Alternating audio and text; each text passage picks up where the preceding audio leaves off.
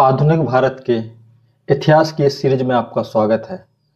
आज मैं आपको पढ़ाऊंगा कि किस प्रकार अंग्रेज़ों ने भारत के एक और नए क्षेत्र पर विजय हासिल कर ली और वो विजय थी मराठा विजय। इस टॉपिक के दौरान मैं आपको बताऊंगा कि किस प्रकार ब्रिटिश ईस्ट इंडिया कंपनी ने अपनी पॉलिसी के द्वारा एक और भारत के नए साम्राज्य को विकसित कर लिया, जो क्षेत्र था मराठाओं का क्षेत्र। इसके पहले के टॉपिक में हम आपको बताए हैं कि किस प्रकार ब्रिटिश ईस्ट इंडिया कंपनी के द्वारा बंगाल की विजय कर ली गई। उसके बाद उन्होंने उसके पहले कर्नाटक को भी जीत लिया था। इसके पहले क्लास में मैं आपको बताया हूँ कि ब्रिटिश ईस्ट इंडिया कंपनी के द्वारा किस प्रकार मैसूर को जीत लिया गया था। इस टॉपिक के दौरान मैं आपको बताऊंगा कि मराठा साम्राज्य कैसे विकसित हुआ, उसमें पेशवाओं का क्या महत्व था और पेशवाओं के महत्व के बाद किस प्रकार ब्रिटिश ईस्ट इंडिया कंपनी ने अपनी पॉलिसी बनाकर और मराठाओं के आंतरिक षड्यंत्रों और आंतरिक दोष का लाभ उठाकर अंततः भारत में मराठाओं को भी पराजित कर दिया। मराठा 18वीं सेंचुरी या 17वीं सेंचुरी की वो शक्ति थी जो कहीं ना कहीं मुगल साम्राज्य के पतन के बाद उसके खंडरों पर निर्मित हुई थी। जो मराठा साम्राज्य कभी मुगलों के सामने पराजित नहीं हुआ, वो अंततः अंग्रेजों के सामने ढह गया। ऐसी कौन सी ब्रिटिश पॉलिसियां थीं जिसके आगे मराठा साम्राज्य को अंततः घुटने टेकने पड़े और मराठा साम्राज्य का पतन कर दिया गया। जब ब्रिटिश ईस्ट इंडिया कंपनी के द्वारा 1880 में अर्थात 1818 में मराठाओं का अंत कर दिया जाएगा, तो आप देख पाएंगे कि संपूर्ण दक्षिण भारत और उत्तर भारत के अधिकांश प्रांत पर ब्रिटिश ईस्ट इंडिया कंपनी की साम्राज्य को स्थापित कर लेगी। उसके बाद ब्रिटिश ईस्ट इंडिया कंपनी बचे हुए भारत के और प्रदेशों को, जिसमें सिक्कों का साम्राज्य, पंजाब का क्षेत्र, सिंध विलय और नेपाल जैसे स्थान ही बचेंगे। इसमें आप देखेंगे कि किस प्रकार मराठा पेशवाओं की पॉलिसी थी और मराठा पेशवाओं के आंतरिक वो कलह थे जिन्होंने ब्रिटिश ईस्ट इंडिया कंपनी को एक ऐसा अवसर प्रदान किया जिससे ब्रिटिश ईस्ट इंडिया कंपनी ने मराठाओं के आंतरिक षड्यंत्रों में भाग लिया और अंततः मराठाओं को पराजित कर दिया। इसके पहले मैं मराठाओं के बारे में आपको बताऊं, आपको समझना होगा कि छत्रपति शिवाजी महाराज का जन्म 1627 ईस्वी में महाराष्ट्र के क्षेत्र में हुआ था। छत्रपति शिवाजी महाराज ने अपने स्वयं के योग्यता के आधार पर एक बहुत बड़ा साम्राज्य स्थापित कर लिया था। जब छत्रपति शिवाजी महाराज की मृत्यु हुई, उस समय था 1680 में। 1680 ईस्वी में छत्रपति शिवाजी की मृत्यु हो गई। छत्रपति शिवाजी की मृत्यु होने के समय छत्रपति शिवाजी के दो पुत्र थे। एक पुत्र का नाम था संभाजी और दूसरे पुत्र का नाम था राजाराम। शिवाजी की मृत्यु हो जाने के बाद उनका पुत्र संभाजी उनकी गद्दी पर बैठा। संभाजी एक योग्य व्यक्ति थे। उसी समय क्या हुआ, उत्तर भारत में औरंगजेब का पुत्र जो अकबर हुआ करता था, उसने विद्रोह कर दिया और विद्रोह करने के बाद वो दक्षिण भारत चला गया और दक्षिण भारत में कहीं ना कहीं संभाजी ने उसका सपोर्ट किया।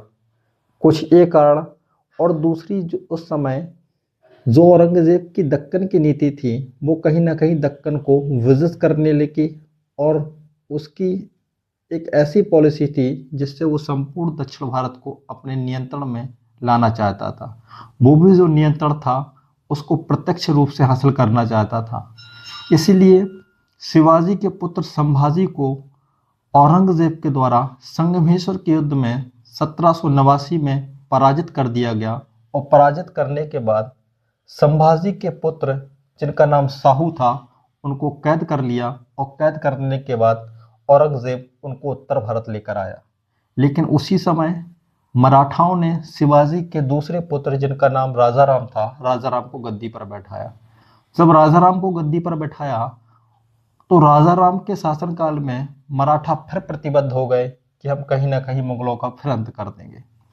लेकिन अंततः संयोगवश राजाराम की भी मृत्यु 1800 ईस्वी के आसपास में हो गई। जब राजाराम की मृत्यु हो गई तो फिर ये मुद्दा आया कि मराठाओं का नेक्स्ट वारिस कौन होगा। तब राजा राम की विधवा ने अपने पुत्र को शिवाजी द्वितीय के नाम से गद्दी पर बैठाया। जब ये स्थिति दक्कन के क्षेत्र में चल रही थी, उस समय उत्तर भारत में 1707 ईस्वी में औरंगजेब की मृत्यु हो जाती है। और औरंगजेब की मृत्यु हो जाने के बाद औरंगजेब का पुत्र बहादुर शाह प्रथम गद्दी पर बैठता है। और बहादुर शाह प्रथम ने शाहू को रिहा कर दिया। और शाहू जब रिहा हो गया तो वो दक्कन के क्षेत्र में जब गया तो शिवाजी द्वितीय और ताराबाई जो उनकी माँ थी, उनके मध्य एक युद्ध हुआ। और उस युद्ध में अंततः शाहू विजय हुए। और विजय होने के बाद शाहू सत्ता पर रूढ़ हुए। जब सत्ता पर शाहू बैठे और सत्ता पर बैठाने में जिस व्यक्ति ने सबसे अधिक महत्व दिया था वो थे बालाजी विश्वनाथ। इसलिए बालाजी विश्वनाथ अब पेशवा बनेंगे। और एक तरफ शिवाजी के वंशजों का जो पावर होगा वो कम हो जाएगा और दूसरी तरफ मराठाओं की जो वास्तविक शक्ति होगी वो अब पेशवाओं के हाथ में आ जाएगा। इसलिए 1713 ईस्वी के बाद बालाजी विश्वनाथ गद्दी पर पेशवा के रूप में बैठेगा। और किस प्रकार पेशवा संपूर्ण शक्ति को अपने हाथ में केंद्रित कर लेंगे और पेशवाओं का शासनकाल में ही अब मराठा साम्राज्य धीरे धीरे आगे बढ़ेगा।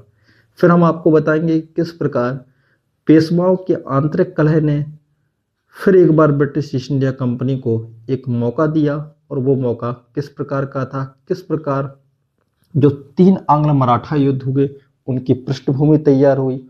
और उस पृष्ठभूमि में वो कौन से कारण थे जिनने अंततः मराठा साम्राज्य को पतन की ओर ले गए। इसलिए इस टॉपिक में सबसे पहला टॉपिक हम आपको बताएंगे, इसमें क्या होगा, शिवाजी।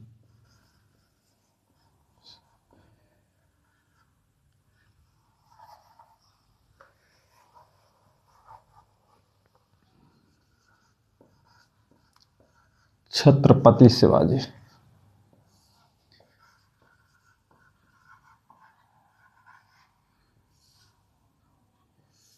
छत्रपति शिवाजी महाराज।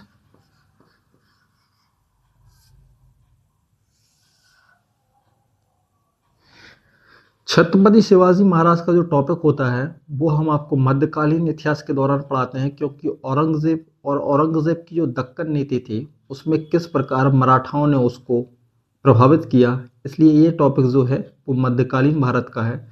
तो शिवाजी के बारे में हम यहाँ पर चर्चा नहीं करेंगे, लेकिन आपको ये बताएंगे कि शिवाजी महाराज के 2 पुत्र हैं, जिसमें एक का नाम है संभाजी और दूसरे का नाम है राजाराम।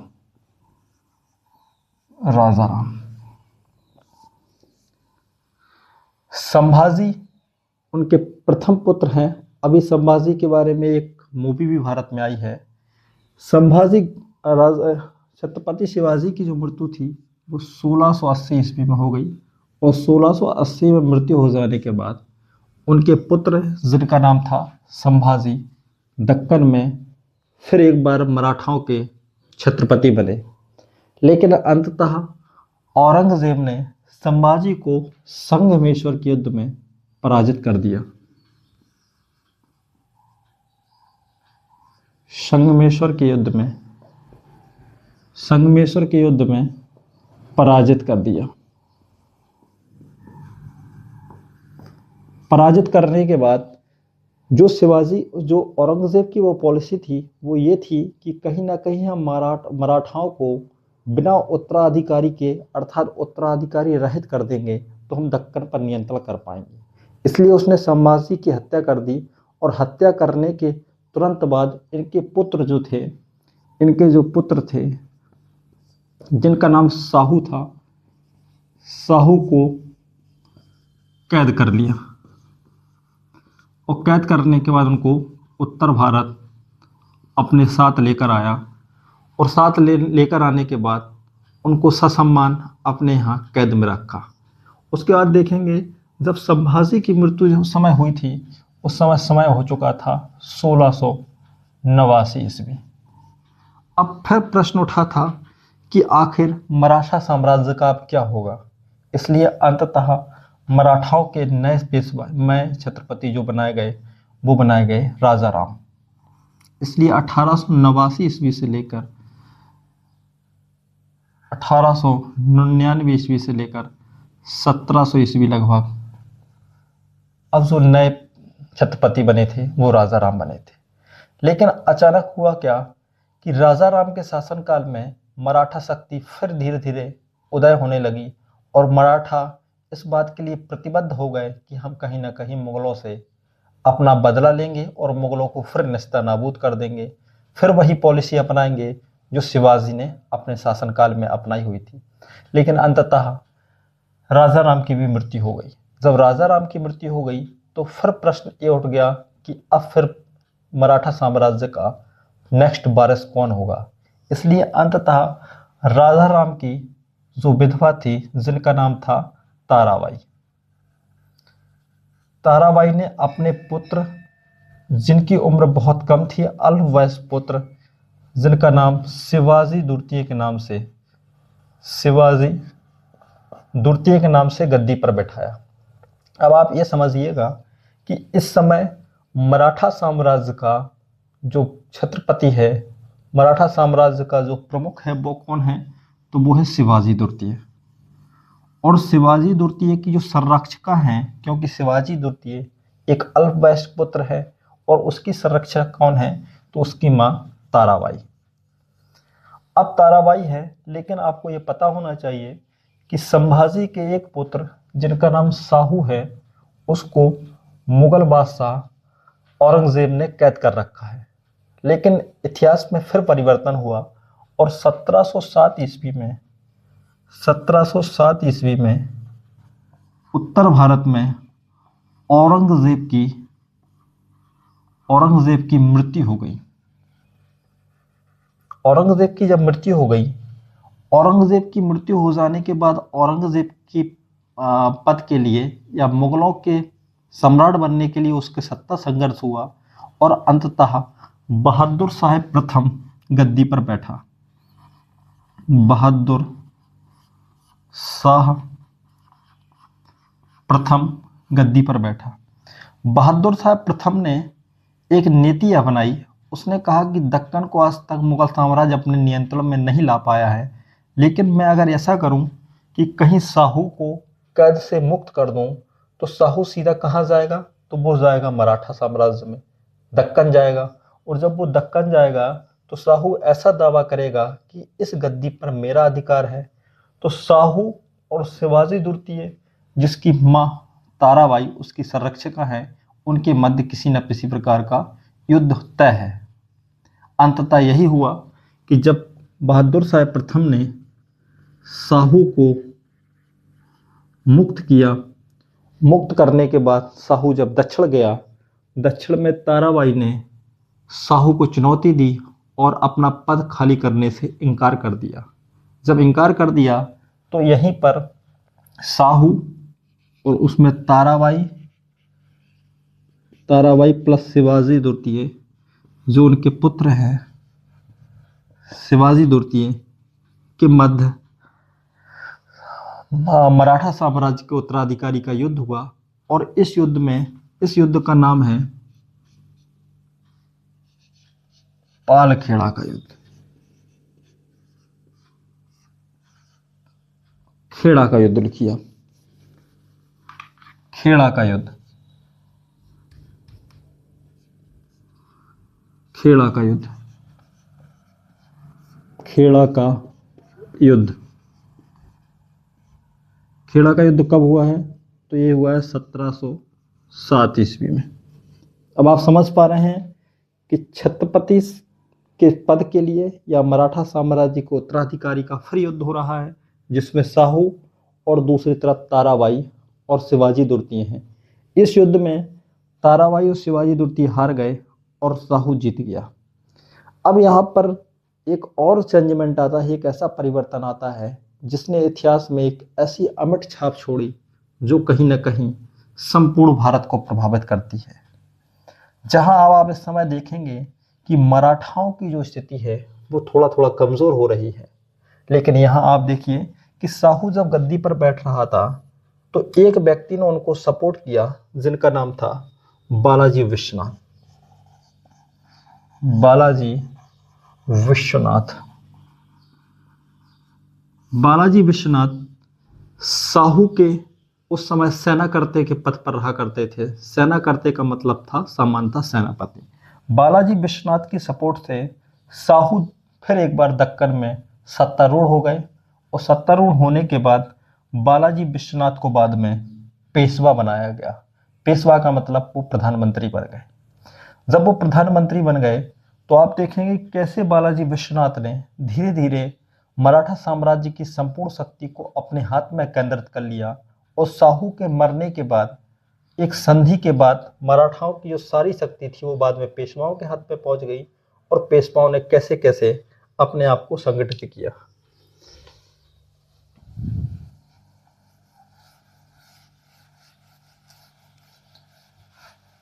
इसलिए आप मराठाओं की वो पृष्ठभूमि समझ चुके हैं कि शिवाजी के मरने के बाद कि किस प्रकार मराठाओं की आंतरिक स्थिति हो चुकी है। अब आप इसमें ये देखेंगे, अब आप ये समझ चुके हैं कि मराठाओं का जो प्रमुख है इस समय, मराठा प्रमुख जो है वो कौन है। मराठा का प्रमुख जो है, मराठा का जो प्रमुख है वो है साहू। साहू साहू साहू गद्दी पर जब बैठे तो साहू का जो समय रहा वो 1707 ईस्वी से लेकर 1749 ईस्वी तक रहा। अब साहू जो है वो मराठाओं के प्रमुख है, लेकिन इनका एक जो सेनापति है जिनका नाम है बालाजी विश्वनाथ। बालाजी विश्वनाथ। अब कहीं ना कहीं मराठाओं की जो स्थिति थी, जो पॉलिटिकल पोजीशन भारत में थी वो कमज़ोर थी, लेकिन बालाजी विश्वनाथ भी वो बहुत योग्य व्यक्ति था। योग्य व्यक्ति होने के साथ साथ बालाजी विश्वनाथ एक दूरदर्शी राजनीतिक के साथ एक ऐसा पॉलिटिशियन था जिसने उत्तर की भारत की राजनीति को भी समझ रखा था। और बालाजी विश्वनाथ ये जान रहा था कि किस प्रकार उत्तर भारत में मुगलों का आंतरिक कलह चल रहा है, क्योंकि इस समय बहादुर शाह प्रथम की मृत्यु हो जाने के बाद फर्रुखसियर गद्दी पर बैठा और फर्रुखसियर के मरने के बाद उस समय जल्दी से जल्दी जैसे रफ़ी उद दौला और रफ़ी उल दराजत को जल्दी से जल्दी महाशासक बनाया गया और उनकी हत्या कर दी गई। इसलिए उत्तर भारत की राजनीति को समझते हुए बालाजी विश्वनाथ ने बहुत सारे निर्णय लिए जिन्होंने फिर एक बार मराठाओं को शक्तिशाली बना दिया। इसलिए बालाजी विश्वनाथ को मराठा साम्राज्य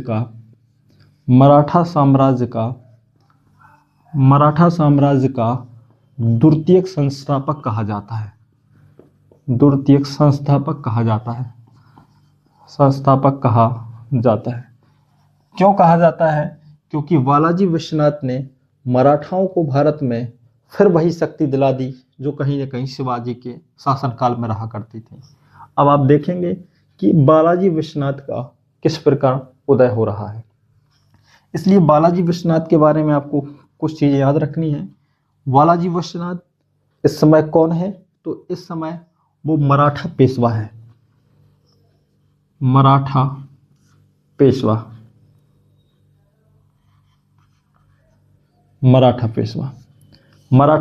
का मतलब समझिए, इस समय वो मराठाओं का प्रधानमंत्री है।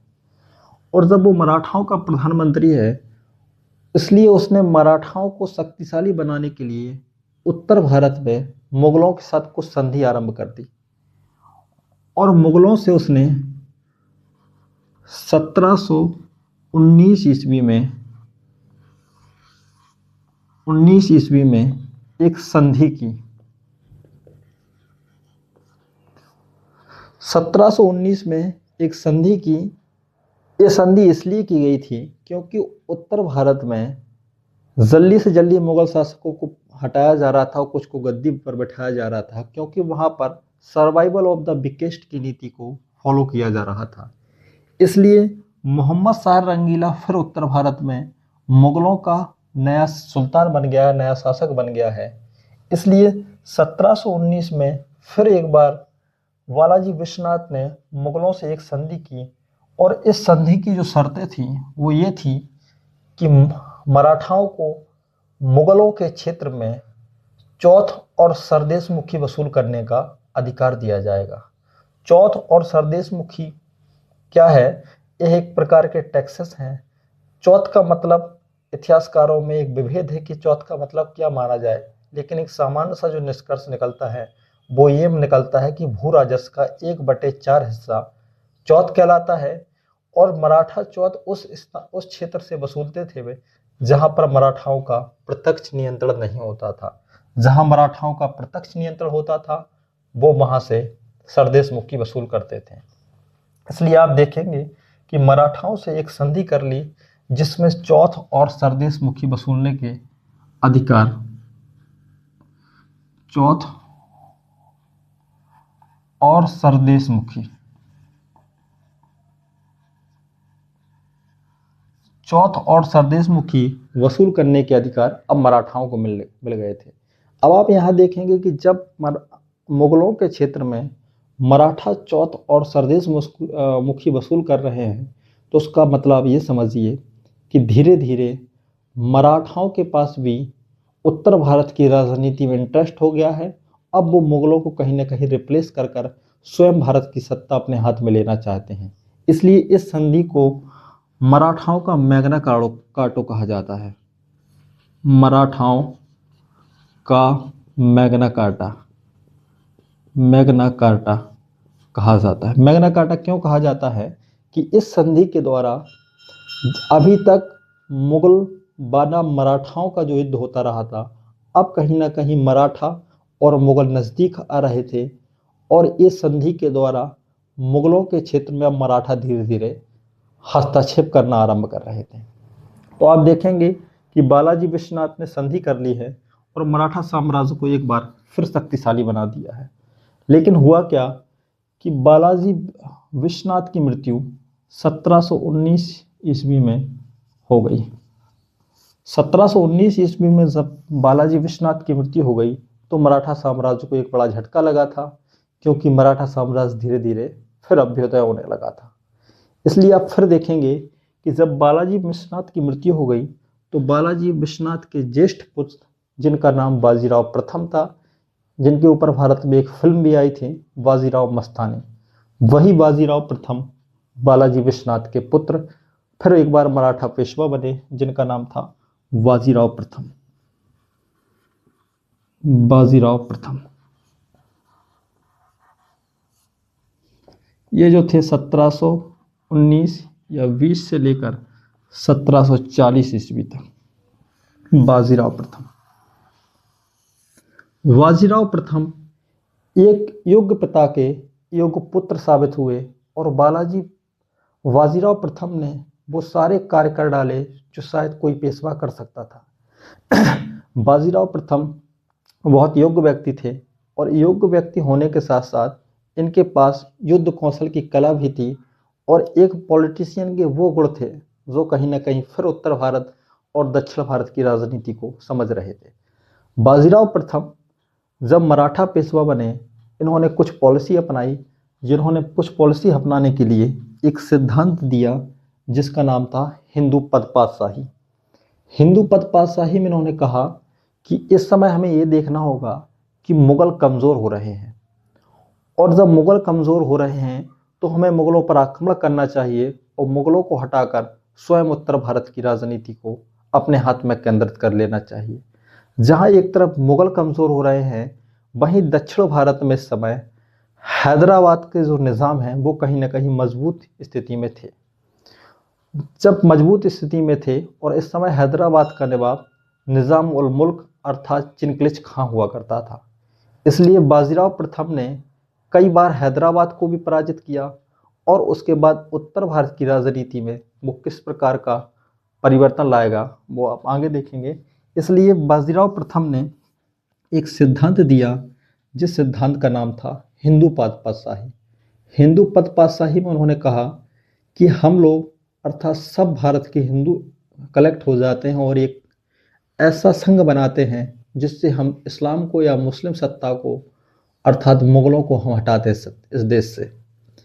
और हिंदू पद पातशाही के साथ साथ एक और विचार दिया। उन्होंने कहा कि मराठाओं की जो पताका है वो अटक से लेकर कटक तक लहराएगी। इन्होंने एक स्टेटमेंट दिया था कि मुगल साम्राज्य इस समय उस वृक्ष की तरह है जो कहीं ना कहीं टूटने वाला है। अगर हम इसकी जड़ को ही काट देंगे तो ये पेड़ बहुत जल्दी ही गिर जाएगा। इसलिए बाजीराव प्रथम को ने जो विचार दिया वो था हिंदू पद पातशाही का। हिंदू पद पातशाही का हिंदू पद पातशाही का विचार इसलिए महत्वपूर्ण था कि अभी तक मराठाओं की एक निश्चित नीति नहीं थी, लेकिन इस नीति ने कहीं ना कहीं मराठाओं को ऐसे क्षेत्र में लाकर खड़ा कर दिया जहां मराठा एक संघ की नीति की ओर बढ़ रहे थे।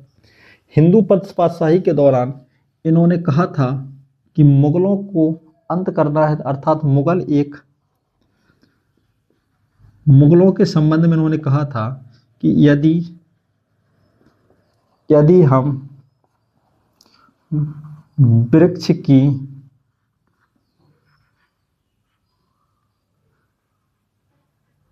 की जड़ ही काट दें तो वृक्ष अपने आप ही गिर जाएगा। ये इन्होंने मुगलों के संबंध में कहा था।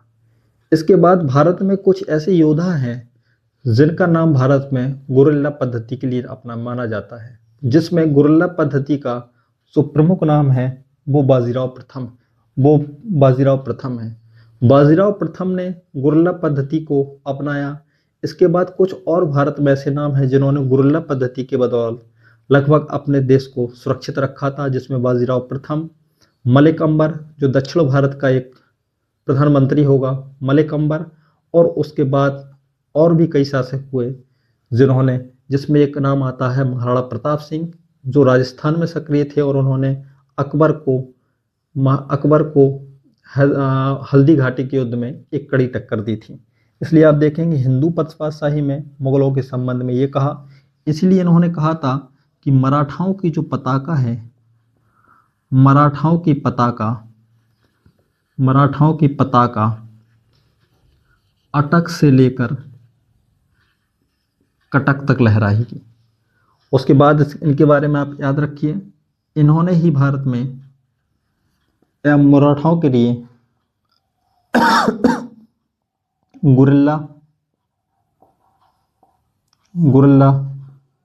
पद्धति का आरंभ किया था। गुरिल्ला पद्धति ये थी कि यदि हमें किसी सेना का विरोध करना है तो ये विरोध सीधे प्रत्यक्ष रूप से लड़कर नहीं, उसको टुकड़ियों में बांट देते थे, बाद में अचानक हमला कर देते थे, इसलिए उस सेना जो थी वो कमज़ोर हो जाती थी। गुरिल्ला पद्धति अपनाई।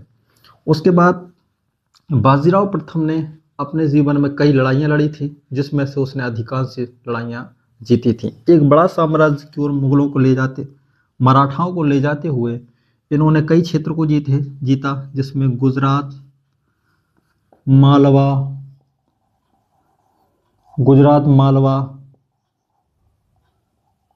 बुंदेलखंड,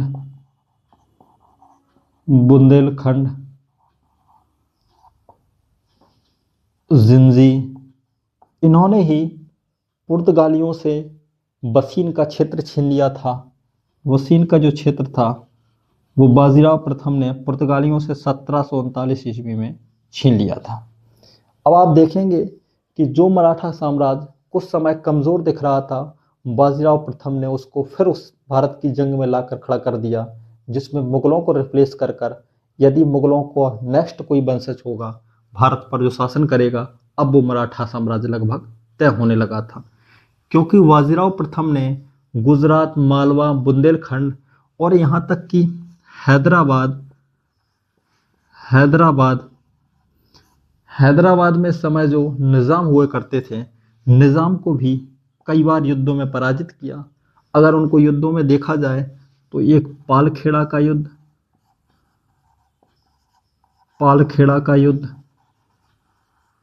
और एक भोपाल का युद्ध, ये दो बड़े युद्ध थे, जिसमें पालखेड़ा के युद्ध में उसने निज़ाम उल मुल्क चिनकलिज खां को बहुत बुरे तरीके से पराजित किया। 1729 ईस्वी। इसमें आपको संधि लिखना हो तो इसमें उन्होंने मुंशी शिवगांव की संधि की, मुंशी शिवगांव की संधि। इस संधि के द्वारा उन्होंने अर्थात बाजीराव प्रथम ने निज़ाम को बहुत कमज़ोर कर दिया और भोपाल के युद्ध में एक संधि की जिसका नाम था दुरई सुरई की संधि। अब आप देख रहे हैं कि बाजीराव प्रथम फिर भारत में अपने साम्राज्य को विकसित कर रहा है। इसी समय लगभग 1737 का दौर था जब बाजीराव प्रथम 500 से 700 सैनिक लेकर ही दिल्ली पहुंच गया और दिल्ली पहुंच जाने के बाद उसने मराठाओं पर, उसने मुगलों पर भी अपना नियंत्रण स्थापित कर लिया। लेकिन जब एक और मराठा साम्राज्य फिर उत्कर्ष की ओर हो रहा है, उसी समय संयोग से 1740 में अर्थात 20 वर्ष के शासनकाल में ही बाजीराव प्रथम की मृत्यु हो गई। जब बाजीराव प्रथम की मृत्यु हो गई तो फिर एक बार मराठा साम्राज्य जो था वो सदमे में आ गया कि अब मराठा साम्राज्य फिर एक बार कमजोरी की ओर बढ़ेगा। लेकिन इस समय आप ये ध्यान रखिएगा कि बाजीराव प्रथम के समय ही मराठा संघ का आरंभ हुआ था। मराठा संघ का आरंभ हुआ था। मराठा संघ क्या था कि मराठा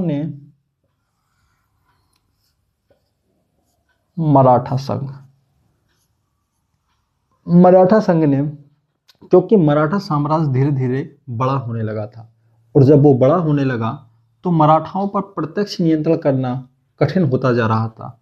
इसलिए मराठाओं ने, और भी इसके कुछ पॉलिटिकल रीजंस थे, अगर हम वो बताएंगे तो ये क्लास बहुत लंबी चली जाएगी। ऐसे कुछ रीजन हुए, इसलिए मराठा कई संघों में बट गए, जिसमें आप अगर देखेंगे तो पूना में जो था, पूना में पेशवा का नाम प्रमुख हुआ और बड़ोदरा में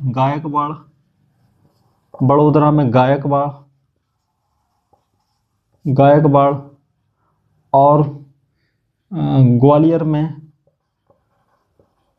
ग्वालियर में सिंधिया,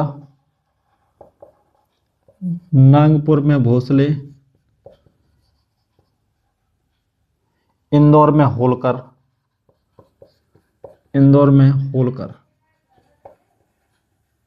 ये आप याद रखिए कि पूना में जो मराठा है उनको पेशवा के नाम से जाना जाता है, बड़ोदरा में जो है उनको गायकवाड़ के नाम से, और ग्वालियर में सिंधिया हैं, नागपुर में भोसले हैं, इंदौर में होलकर हैं। ये मराठा संघ का जो आरंभ हुआ है वो बाजीराव प्रथम के शासनकाल में हुआ है। लेकिन अभी पेशवा इतना ताकतवर था कि वो इस मराठा संघ को कंट्रोल कर सकता था। लेकिन आप देखेंगे कि यही मराठा जो संघ है, जब मराठा पेशवा की शक्ति कमज़ोर हो जाएगी तो मराठा संघ अपने आप को स्वतंत्र भी कर लेगा और एक ऐसे आंतरिक कलह को जन्म देगा जो मराठा पेशवा की शक्ति भी समाप्त कर देगा और आपसी कलह के कारण मराठा साम्राज्य को भी पतन की ओर ले जाएगा। अब आप देख पाएंगे कि मराठा संघ में बाजीराव प्रथम का ये रोल था। बाजीराव प्रथम की मृत्यु हो जाने के बाद मराठा साम्राज्य का जो नया वारिस बना उसका नाम था बालाजी बाजीराव।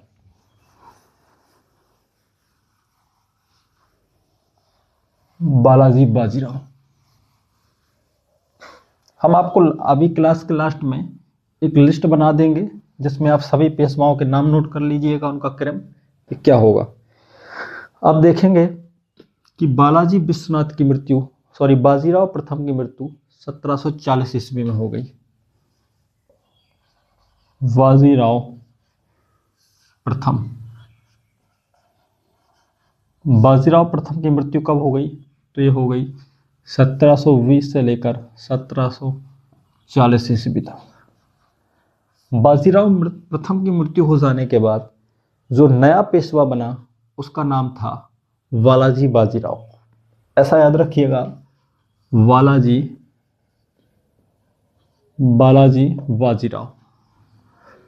बाजीराव, क्योंकि इसके पहले जो पेशवा हुआ करता था उनका नाम था बालाजी विश्वनाथ।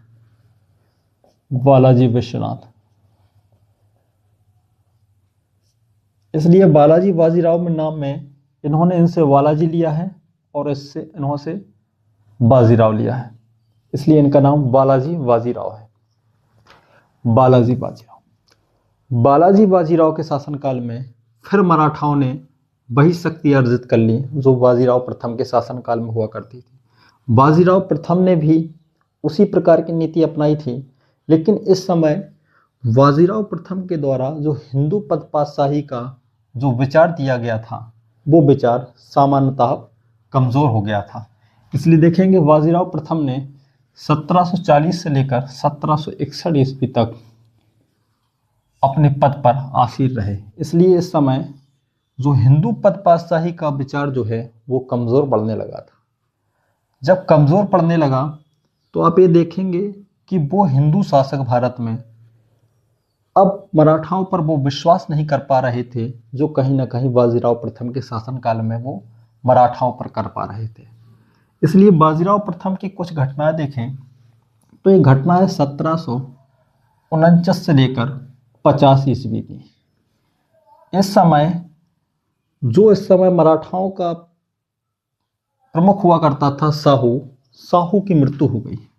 वही साहू जिनको बालाजी विश्वनाथ ने अपने सहयोग से शिवाजी द्वितीय को हटाकर गद्दी पर बिठाया था। जब साहू की मृत्यु हो गई तो यहाँ पर एक संधि हुई जिसका नाम था संगोला की संधि।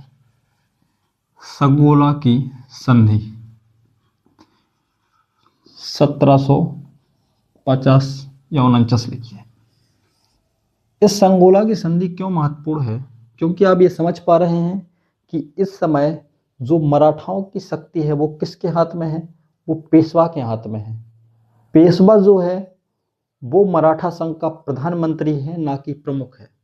मतलब सभी मंत्रियों में प्रमुख है, ना कि प्रमुख मंत्री है, ना कि वो मराठा साम्राज्य का वास्तविक नेता है।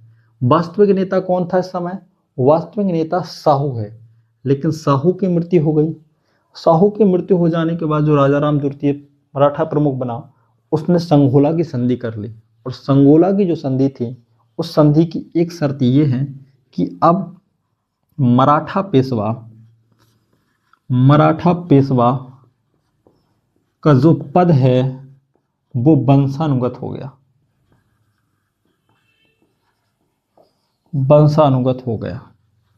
वंशानुगत का मतलब है कि मराठा पेशवा जो रहेगा उसका पुत्र ही अब मराठा का पेशवा बनेगा। इसलिए आप ये देखेंगे कि यहाँ पर एक परिवर्तन आया है, वो आया है कि मराठा पेशवा का पद अब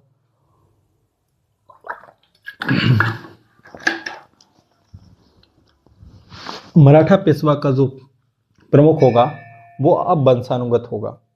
संगोला की संधि। अब आप इस समय देखेंगे कि इस समय 1750 ईस्वी के आसपास में फिर एक परिवर्तन हुआ कि धीरे धीरे मराठाओं ने उत्तर भारत की राजनीति में हस्तक्षेप किया और मुगलों के जो सम्राट हुआ करते थे वो अपने अनुसार बनाना आरंभ कर दिया था। इसी समय रघुनाथ राव ने उत्तर भारत का एक नेतृत्व किया और नेतृत्व करने के साथ साथ वो दिल्ली में भी राजनीति में हस्तक्षेप किए और दिल्ली के बाद वो लोग पंजाब की ओर चले गए। पंजाब की ओर जाने के बाद इस समय आप देखेंगे रघुनाथ राव के नेतृत्व में ये स्थिति क्यों महत्वपूर्ण है? क्योंकि ये स्थिति अहमद शाह अब्दाली और मराठाओं के मध्य जो थर्ड बैटल ऑफ पानीपत 1761 में होगा उसकी पृष्ठभूमि को तैयार कर रहा है। वो पृष्ठभूमि कहीं ना कहीं मराठाओं के उत्तर भारत की राजनीति में जो हस्तक्षेप था और उसको स्वयं नियंत्रण करने की जो नीति थी उसने कहीं ना कहीं थर्ड बैटल ऑफ पानीपत को एक बहुत बड़े काल के रूप में चिन्हित किया और उससे मराठा शक्ति को एक बहुत बड़ा झटका लगा, जिससे मराठाओं की शक्ति को इतना बड़ा धक्का लगा कि मराठाओं का एक समय ये लगने लगा था कि जो उत्तर भारत में मुगलों को रिप्लेस करेंगे वो कहीं ना कहीं बैकफुट पर चले गए और वो धीरे धीरे कमज़ोर होते गए। इसलिए आप एक उत्तर भारत की राजनीति में थोड़ा देखने का प्रयास करें। मान लीजिए मराठा धीरे धीरे यहाँ से आगे बढ़ रहे हैं। अगर हम दिल्ली की राजनीति को इस समय देखें तो दिल्ली की राजनीति में 1750 के आसपास में अहमद शाह जैसे व्यक्ति आक्रमण कर रहे हैं। यहीं अगर देखेंगे तो 1739 ईस्वी में नादिर शाह ने भारत पर आक्रमण किया था। नादिर शाह जो ईरान का शासक था, फारस का शासक था, उसने 1739 में भारत पर आक्रमण किया।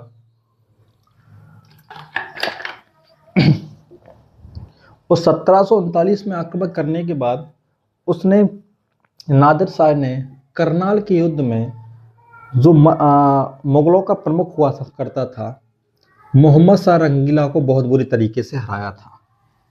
लेकिन हराने के बाद फिर वो मोहम्मद शाह रंगीला को मुगलों की सत्ता पर बिठाकर चला गया था। उसके बाद जब नादिर शाह की मृत्यु हो गई तो नादिर शाह के कभी प्रधानमंत्री रहा करता था अहमद शाह अब्दाली। अहमद शाह अब्दाली ने भारत पर कई आक्रमण किए। कई आक्रमण जब करता रहा वो, तो 1757, 55, 56 ईस्वी में उसने कई 2-3 आक्रमण कर रखे थे।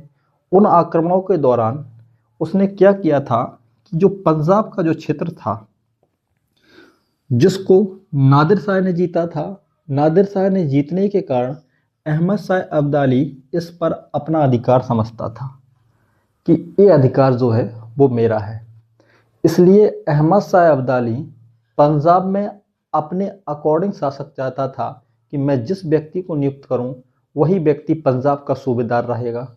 लेकिन जो मुगल शासक था वो इतना कमज़ोर अक्षम था कि वो उसी व्यक्ति को ही शासक बनाना चाहता था जो सामान्यतः अहमद शाह अब्दाली चाहता था। लेकिन आप देखेंगे कि जब मराठाओं ने 1751 में मुगलों के साथ एक संधि कर ली और मुगलों के साथ जब संधि कर ली तो ये कहा कि हम आपको आंतरिक और बाह्य दोनों कारणों से आंतरिक और बाह्य दोनों स्थिति से आपको सपोर्ट करेंगे, चाहे कोई विदेशी आक्रमण हो या कोई आंतरिक स्थिति खराब हो, दोनों स्थितियों में हम आपका सपोर्ट करेंगे।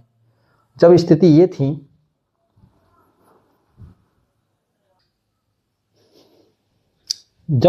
थी तो आप देखेंगे कि 1751 में जब संधि हो गई कि आंतरिक और बाह्य दोनों स्थितियों में मैं आपका समर्थन करूंगा, तब रघुनाथ राव ने मराठाओं की ओर से उत्तर भारत गया और उत्तर भारत जाने के बाद रघुनाथ राव ने पंजाब से उस व्यक्ति को हटा दिया, उस तैमूर को हटा दिया जो कहीं ना कहीं अब्दाली ने नियुक्त किया था। जब अब्दाली ने नियुक्त किया और उस व्यक्ति को हटा दिया तो इस बात से अब्दाली जो था अहमद शाह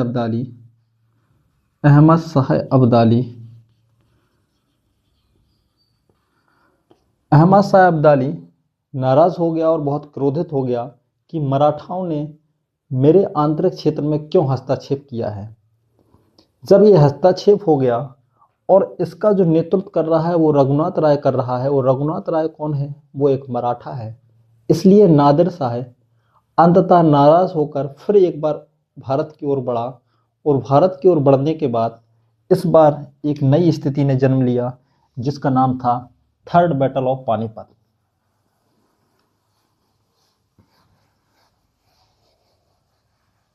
आप समझ पा रहे हैं कि थर्ड बैटल ऑफ पानीपत अर्थात तृतीय पानीपत का जो युद्ध है उसकी पृष्ठभूमि क्यों तैयार हुई? उसकी पृष्ठभूमि तैयार इसलिए हुई कि अफगानी शासक अहमद शाह अब्दाली ने उत्तर भारत में पंजाब आदि क्षेत्र में अपने अनुसार सूबेदार नियुक्त किया था, लेकिन मराठाओं ने उत्तर भारत में मुगलों के साथ संधि कर उस अहमद शाह अब्दाली के सूबेदार को हटा दिया जिसको अहमद शाह अब्दाली ने नियुक्त किया था। अब आप देखेंगे तृतीय पानीपत का युद्ध। ये युद्ध भारतीय इतिहास में एक अमिट छाप छोड़ता है जिसका समय है 1761।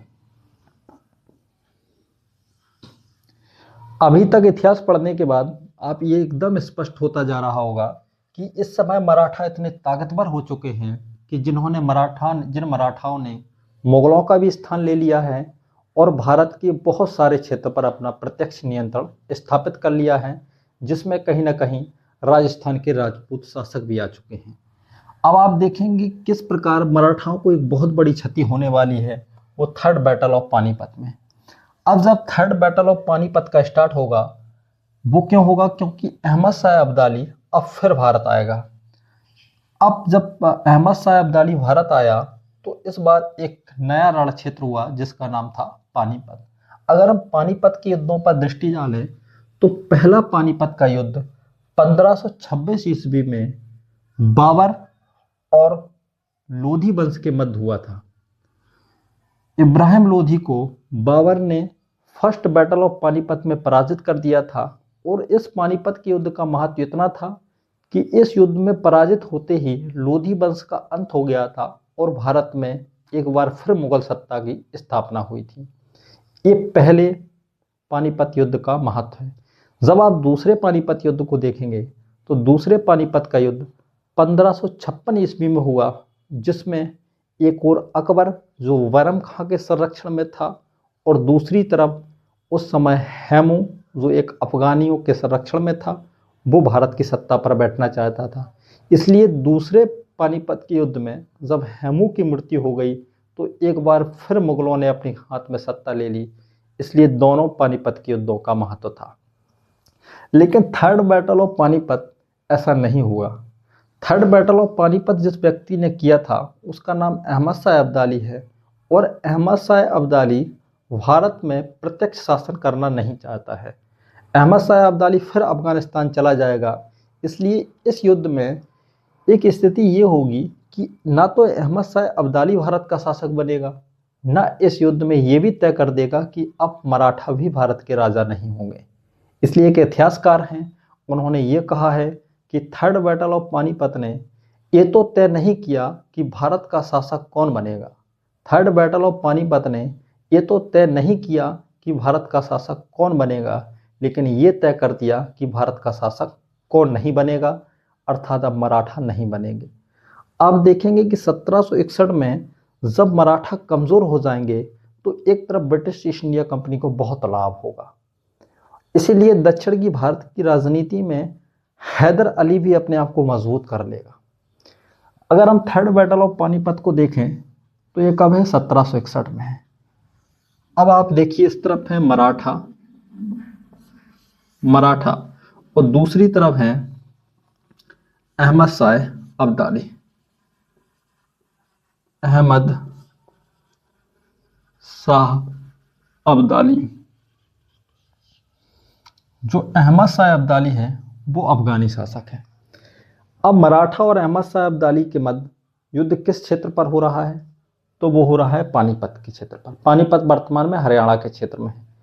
इसलिए आप ये देखिए कि इस समय मराठाओं का जो पेशवा है वो बालाजी बाजीराव है। मराठा पेशवा कौन है? मराठा पेशवा जो है वो है बालाजी बाजीराव। बालाजी बाजीराव कहाँ है? तो इस समय वो दक्कन के क्षेत्र में है। तो बालाजी बाजीराव ने इसमें प्रत्यक्ष भाग नहीं लिया, बल्कि इस युद्ध का जो नेतृत्व है वो सदाशिव भाऊ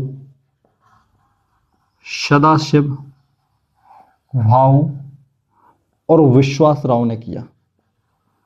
विश्वास राव। इसलिए प्रश्न ये आता है कि थर्ड बैटल ऑफ पानीपत का नेतृत्व मराठाओं की ओर से किसने किया?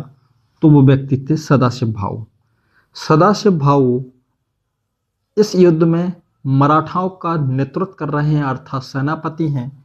वहीं विश्वास राव जो हैं वो बालाजी बाजीराव के पुत्र हैं। आप ये देखिए कि बालाजी बाजीराव के जो पुत्र हैं विश्वास राव, वो अलवैश्य पुत्र हैं।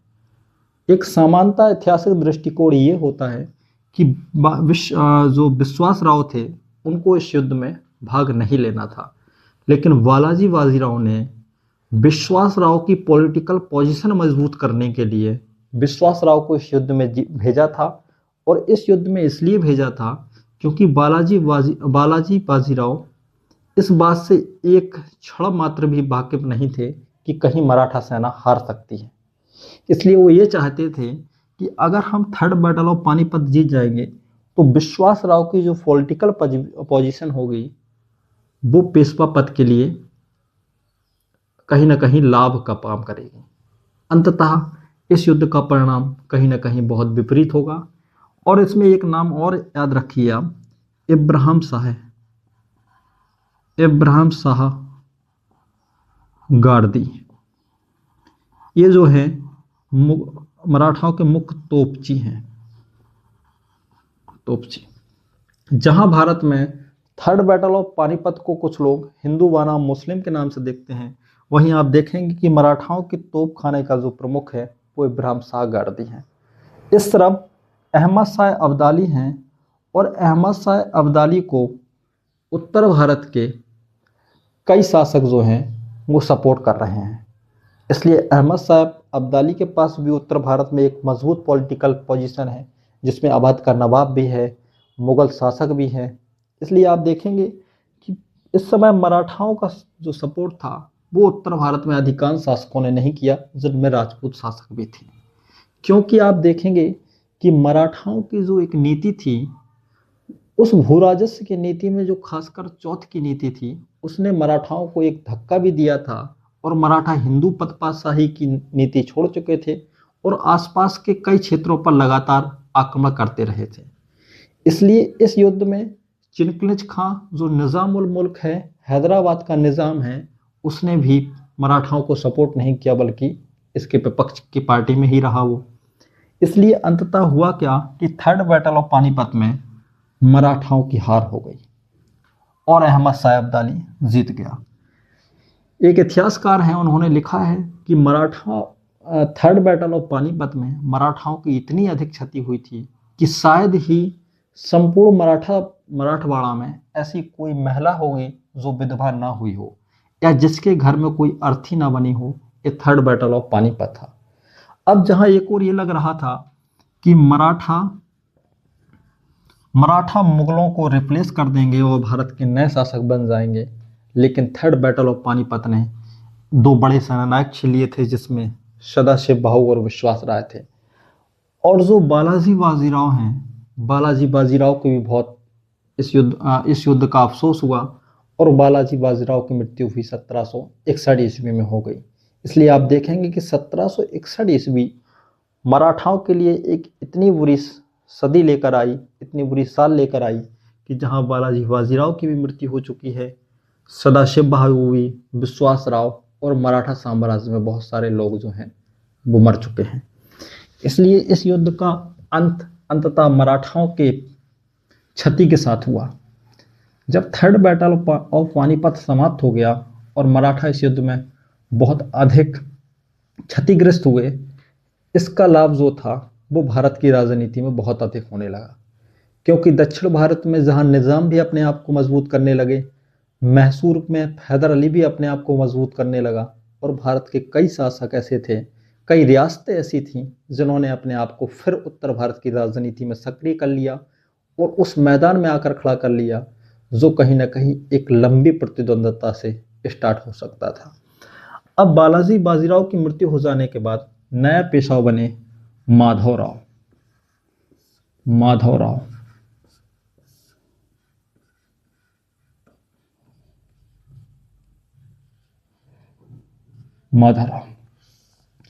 अब आप थर्ड बैटल ऑफ पानीपत में ये समझ चुके हैं कि मराठाओं की शक्ति कमजोर हो चुकी है, लेकिन माधवराव बहुत योग्य व्यक्ति थे।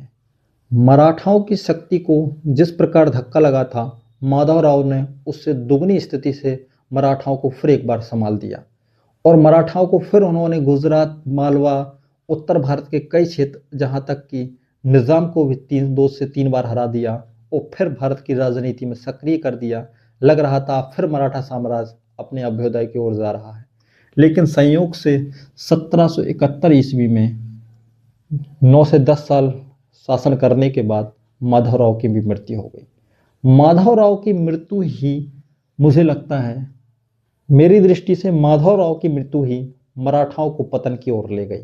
क्योंकि थर्ड बैटल ऑफ पानीपत में मराठाओं की क्षति हुई थी, इसमें कोई संदेह नहीं है, लेकिन माधवराव ने उस शक्ति को फिर अर्जित कर लिया था जो कहीं ना कहीं मराठाओं के पास रही थी। जब माधवराव की मृत्यु हो गई तो यहाँ से मराठा साम्राज्य बिखरने लगा। मराठा साम्राज्य इस समय क्यों बिखरेगा? क्योंकि मराठा साम्राज्य इस समय कोई दूसरी शक्ति की हस्तक्षेप से नहीं बिखरेगा, बल्कि अपने आंतरिक कलह से बिखरेगा। वो क्यों बिखरेगा? क्योंकि माधवराव की मृत्यु हो जाने के बाद एक नए व्यक्ति थे जिनको गद्दी पर बैठाया गया, जिनका नाम था नारायण राव। नारायण राव को जब गद्दी पर बैठाया तो एक व्यक्ति है रघुनाथ राव। रघुनाथ राव वही हैं जिन्होंने उत्तर भारत में मराठाओं का कई बार नेतृत्व किया था और इनके चाचा भी हैं। रघुनाथ राव ने नारायण राव की हत्या करवा दी। हत्या क्यों करवा दी? क्योंकि वह स्वयं पेशवा बनना चाहता था। स्वयं पेशवा बनना चाहता था। अब यही देखिएगा, यही स्थिति प्रथम मराठा युद्ध जो अंग्रेज बनाम मराठाओं का होगा वो पृष्ठभूमि तैयार कर रही है। इसलिए ये पृष्ठभूमि किसकी है? ये फर्स्ट मराठा युद्ध की पृष्ठभूमि बन रही है। अभी तक आप जो इतिहास पढ़ रहे हैं वो मराठा बनाम मुगल या मराठा बनाम अफगान या मराठा बनाम दूसरे भारत के शासक, लेकिन अब जो आप राजनीति पढ़ेंगे वो मराठा बनाम मराठाओं की पढ़ेंगे। अब मराठाओं के जो थे आंतरिक कलह वो स्टार्ट हो चुके थे। वो कैसे स्टार्ट हो गए हैं कि नारायण राव की मृत्यु हो जाने के रात बाद अब क्या था, मराठा साम्राज्य में रघुनाथ राव ने स्वयं को पेशवा बनाने के लिए प्रयास किया। लेकिन हुआ क्या, उसी समय माधवराव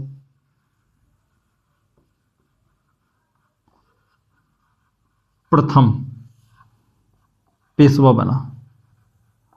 पेशवा क्यों बना? क्योंकि नारायण राव की मृत्यु हो जाने के बाद उनकी जो विधवा हुई, उनके गर्भ से एक बच्चे का जन्म हुआ जो अल्पवयस्क था, उसका नाम माधवराव प्रथम था, उसको पेशवा बना दिया गया। अब कहीं ऐसा ना हो कि रघुनाथ राय इसकी भी हत्या कर दे, इसलिए इसकी सुरक्षा के लिए एक परिषद बनाई गई जिसका नाम था भारवाई परिषद। और भारवाई परिषद बनाई गई और इस पेशवा की सुरक्षा का जो दायित्व लिया गया वो लिया गया नाना फडणवीस के द्वारा। नाना फडणवीस के द्वारा जब नाना फडणवीस के द्वारा इसका सुरक्षा ले ली गई, अब आप देखेंगे कि एक तरफ दावा कर रहे हैं कि रघुनाथ राव मैं पेशवा हूं, और दूसरी तरफ भारवाई परिषद के माध्यम से नाना फडणवीस में, जिसमें अधिकांश मराठे शामिल हैं, उन्होंने ये कहा कि हमारा जो नया पेशवा है वो माधवराव प्रथम है। अब यहाँ क्या होगा, अगर आप देखेंगे कि भारत का मैप, यदि ये भारत का मैप जो है वो ये है, तो मराठा साम्राज्य इस ओर सक्रिय है। अंग्रेजों की एक प्रेसिडेंटी है, ये है बंगाल प्रेसिडेंटी और ये है मुंबई प्रेसिडेंटी। इसलिए बंगाल प्रेसिडेंटी ने कई क्षेत्र जीत लिए हैं और मुंबई की प्रेसिडेंटी जो है वो कहीं ना कहीं बंगाल की प्रेसिडेंटी से कमज़ोर है। अब क्या है कि रघुनाथ राय को तो पेशवा बनना है, तो रघुनाथ राव ने क्या किया, रघुनाथ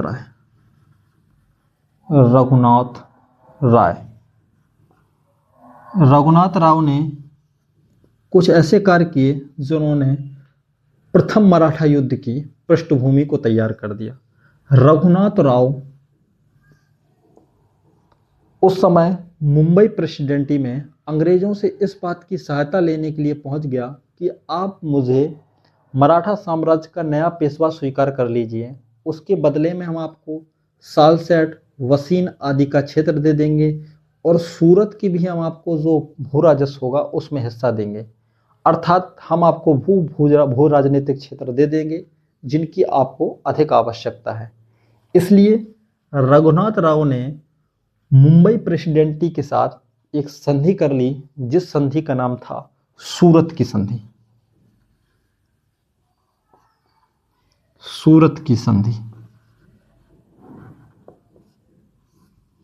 सूरत की संधि। ये कब हुई? तो ये हुई 1775 ईस्वी में। ये संधि आप याद रखिए क्योंकि इन संधियों का क्रम भी आता है। सूरत की संधि के द्वारा किसमें की? रघुनाथ राय बनाम मुंबई प्रेसिडेंटी। अब अंग्रेजों को एक अच्छा अवसर मिल गया था, क्योंकि अभी तक अगर अंग्रेज किसी भारतीय सत्ता को पराजित नहीं कर पाए थे तो वो मराठा के थे। अब मराठाओं की आंतरिक क्लेश ने एक बार फिर ब्रिटिश ईस्ट इंडिया कंपनी को मराठाओं के आंतरिक मामले में हस्तक्षेप करने का एक अच्छा अवसर दिया। जब रघुनाथ राव ने मुंबई प्रेसिडेंटी से सूरत की संधि की तो ये संधि मान ली गई और उन्होंने कहा ठीक है, आप मराठा साम्राज्य के शासक पेशवा रहेंगे, इसके बदले में आप मुझे क्षेत्र दे दीजिए। और रघुनाथ राव ने कुछ क्षेत्र भी दे दिया और क्षेत्र देने के बाद ये अंग्रेज़ों ने ये वादा किया कि मैं आपको कुछ सेना देता हूँ, इसलिए मैं आंतरिक और बाह्य दोनों तरफ से आपकी सुरक्षा करूँगा। लेकिन इतिहास में फिर एक बार परिवर्तन हुआ। वो परिवर्तन ये हुआ कि अब जो था वो first battle of Maratha start होने वाला था। इसलिए आप देखेंगे कि मुंबई प्रेसिडेंटी के बाद बंगाल प्रेसिडेंटी ने इसमें हस्तक्षेप किया। हस्तक्षेप ये कहा कि रघुनाथ राय को न मानकर हम जो पेशवा मानेंगे वो माधवराव प्रथम को मानेंगे। इसलिए बंगाल प्रेसिडेंटी ने और खासकर नाना फडणवीस ने एक संधि कर ली जिसका नाम था पुरंदर की संधि। पुरंदर की संधि।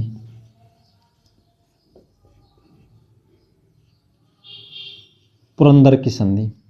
इस पुरंदर की संधि क्यों महत्वपूर्ण है? क्योंकि पुरंदर की संधि के द्वारा माधवराव प्रथम को पेशवा स्वीकार कर लिया गया और रघुनाथ राव को पेंशन पर भेजने का निर्णय लिया गया। लेकिन इस क्रम के बीच में एक और घटनाक्रम हो चुका था। वो घटनाक्रम क्या था? उस घटनाक्रम में उस समय मुंबई प्रेसिडेंटी की कुछ सेना थी और उस सेना ने मराठा साम्राज्य में हस्तक्षेप किया। तो नाना फडणवीस के नेतृत्व में मराठा सेना और अंग्रेजों की सेना में कुछ छोटी छोटी युद्ध भी होने लगे थे और उन युद्धों में कहीं ना कहीं मराठाओं ने अपने आप को मजबूत करते हुए अंग्रेजों को पराजित कर दिया था। जब पराजित कर दिया था और पराजित करने के बाद मराठाओं को जब अंग्रेजों को मराठा बैकफुट पर ले आए और मराठा मजबूत हो गए, अंग्रेज मजबूर हो गए कि हम संधि कर लें, इसलिए इन लोगों ने एक संधि भी कर ली थी जिसका नाम था बड़गांव की संधि। ये संधि भी पूछी जाती है, बड़गांव की संधि। ये बड़गांव की संधि किन किन के मध्य हुई थी? हाँ, बड़गांव की संधि जो हुई है वो खासकर नाना फडणवीस, मराठा और मुंबई प्रेसिडेंटी के मध्य हुई। उस मुंबई प्रेसिडेंटी के मध्य हुई और इस संधि में मुंबई प्रेसिडेंटी ने मजबूर होकर ये स्वीकार कर लिया कि हम मराठाओं के वो सभी क्षेत्र वापस लौटा देंगे जो रघुनाथ राव ने मुंबई प्रेसिडेंटी को दिए थे।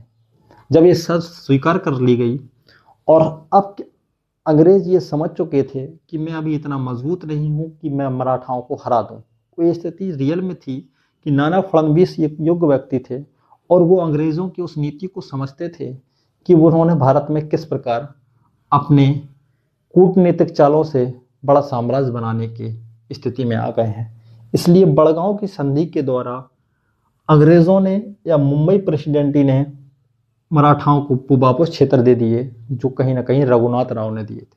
लेकिन आप देखेंगे जब बड़गांव की जो संधि हुई, यहाँ बंगाल प्रेसिडेंटी का प्रमुख जो हुआ करता था वो वॉरेन हेस्टिंग्स था। वॉरेन हेस्टिंग्स ने मना कर दिया कि मैं किसी भी प्रकार की ये हस्तक्षेप नहीं स्वीकार करूंगा और मैं इस संधि को नहीं मानता हूं। इसलिए वॉरेन हेस्टिंग्स ने एक सेना भेजी और वो सेना आकर मराठाओं से टकराई। इस समय स्थिति फिर बदल चुकी थी। अब ये स्थिति जो थी वो अंग्रेजों के पक्ष में आ गई थी, क्योंकि एक दो जगह पर फिर मराठा सेनाओं की हार हुई और अंततः युद्ध एक ऐसी संधि के बाद समाप्त हुआ कि जिस युद्ध का प्रभाव लगभग 20 वर्ष तक हुआ। इसलिए आप जिस इस युद्ध को पढ़ेंगे, ये पढ़ेंगे प्रथम मराठा युद्ध। प्रथम मराठा युद्ध, ये समय कब है? तो 1775 से लेकर 1782 ईस्वी तक। 1775 कैसा? क्योंकि सूरत की संधि के बाद, रघुनाथ राव के बाद, संधि कर लेने के बाद कुछ छोटी छोटी घटनाएं घटने लगीं, इसलिए प्रथम मराठा युद्ध का समय 1775 से लेकर 1782 तक चलता रहा। क्योंकि रघुनाथ राव ने मुंबई प्रेसिडेंसी को कुछ क्षेत्र दे दिए थे। उस क्षेत्र के प्रतिपक्ष में नाना फडणवीस ने अपनी सेना भेजी और अपनी सेना भेजने के बाद मराठाओं ने फिर एक बार मुंबई प्रेसिडेंसी को पराजित कर दिया और बड़गांव की संधि करने के लिए मजबूर किया। जब बड़गांव की संधि करने के लिए मजबूर किया तो वॉरेन हेस्टिंग्स ने अपनी एक सेना भेजी। उस सेना में और मराठाओं के बीच युद्ध हुआ, जिस युद्ध में मराठाओं की शक्ति थोड़ी कमज़ोर हुई। अंत में मराठा और ब्रिटिश ईस्ट इंडिया कंपनी के मध्य एक संधि हुई जिसका नाम है सालवाई की संधि। सालवाई की संधि 1782 ईस्वी। अब एक दृष्टि में ये देखिए आप कि जब प्रथम मराठा युद्ध चल रहा है, उसी समय आप देखिएगा कि दक्षिण भारत में एक युद्ध और स्टार्ट हो चुका था, जो मैं आपको पिछले क्लास में पढ़ाया था, जिसका नाम था सेकंड बैटल ऑफ मैसूर। क्योंकि सेकंड बैटल ऑफ मैसूर 1780 से लेकर 1784 ईस्वी तक हुआ है। इतिहास ऐसा नहीं होता है कि वो क्रमबद्ध तरीके से हो कि पहले मराठा युद्ध समाप्त हो जाएगा तब में मैसूर का युद्ध होगा। इसलिए कई घटनाएं समानांतर रोल में घटती रहती हैं, लेकिन हम इतिहास को एक क्रम के अनुसार पढ़ते हैं कि जब हम पढ़ते हैं कि मराठा युद्ध प्रथम, द्वितीय, तृतीय, अगर मान लीजिए प्रथम इस समय हो रहा है, द्वितीय 1802 में होगा और तृतीय 1818 में होगा, तो क्या ऐसा होगा कि इसके बीच में कोई घटनाएं नहीं घटेंगी? घटनाएं समानता घटती रहती हैं, लेकिन समानता होता क्या है कि हम एक क्रमबद्ध तरीके से पढ़ते हैं। सालवाई की संधि के द्वारा प्रथम मराठा युद्ध समाप्त हो गया। और प्रथम मराठा युद्ध समाप्त हो गया, इस युद्ध के परिणाम ये हो गए कि अंग्रेजों को ये महसूस हो गया कि मराठा आज भी स्थल पर इतने मजबूत हैं कि वो ब्रिटिश ईस्ट इंडिया कंपनी को चुनौती दे सकते हैं। इसलिए सालवाई की संधि ने मराठा और अंग्रेजों के मध्य लगभग 20 वर्ष का शांति काल स्थापित कर दिया। अब 20 वर्ष का शांति काल स्थापित कर दिया, इसलिए अब ब्रिटिश ईस्ट इंडिया कंपनी मराठाओं को छोड़कर मैसूर पर केंद्रित हो गई कि मैसूर को अंततः मैं अपने नियंत्रण में कर लूं। क्योंकि अब वो मराठाओं से कहीं ना कहीं निश्चिंत हो चुके थे और उन्होंने अपना पूरा केंद्र बिंदु था वो मैसूर को बना दिया। क्योंकि प्रथम मराठा युद्ध जो था वो अंग्रेज़ों के लिए बहुत बुरा विनाश का काल था। क्योंकि इसी समय आप देखेंगे जब मराठा सेना अंग्रेज़ों को कड़ी टक्कर दे रही है, उसी समय आप देखेंगे कि मैसूर युद्ध भी स्टार्ट हो गया है। उसी समय अंतर्राष्ट्रीय स्थिति में अमेरिका का भी फ्रीडम मूवमेंट स्टार्ट हो गया है। इसलिए अंग्रेज़ जो हैं वो कई तरीके से घिर चुके थे और अंततः उन्होंने अपनी बौद्धिक क्षमता का यूज किया और बौद्धिक क्षमता का यूज करने के बाद प्रथम मराठा युद्ध में उन्होंने मराठाओं से संधि कर ली और संधि करने के बाद उन्होंने हैदर अली को और अपना केंद्रित किया। इसलिए आप फर्स्ट बैटल ऑफ मराठा के बारे में समझ चुके हैं।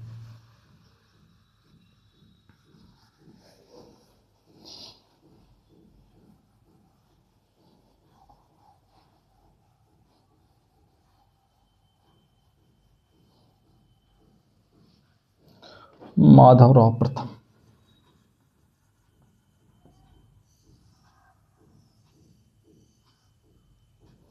अब ये समझिए कि जो नाना फडणवीस हैं वो सबसे योग्य व्यक्ति हैं और उन्हीं के संरक्षण में अब जो माधवराव प्रथम है वो पेशवा बना हुआ है। माधवराव प्रथम की मृत्यु हो जाने के बाद एक और व्यक्ति बना जिसका नाम था बाजीराव द्वितीय। ये कौन बन गया है? ये बन गया पेशवा। पेशवा। इसलिए आप एक क्रम नोट करिए कि पहला पेशवा बालाजी विश्वनाथ, दूसरा बाजीराव प्रथम, बालाजी बाजीराव, माधवराव नारायण राव, माधवराव प्रथम, बाजीराव द्वितीय। बाजीराव द्वितीय जो है वो अंतिम पेशवा है, अंतिम पेशवा।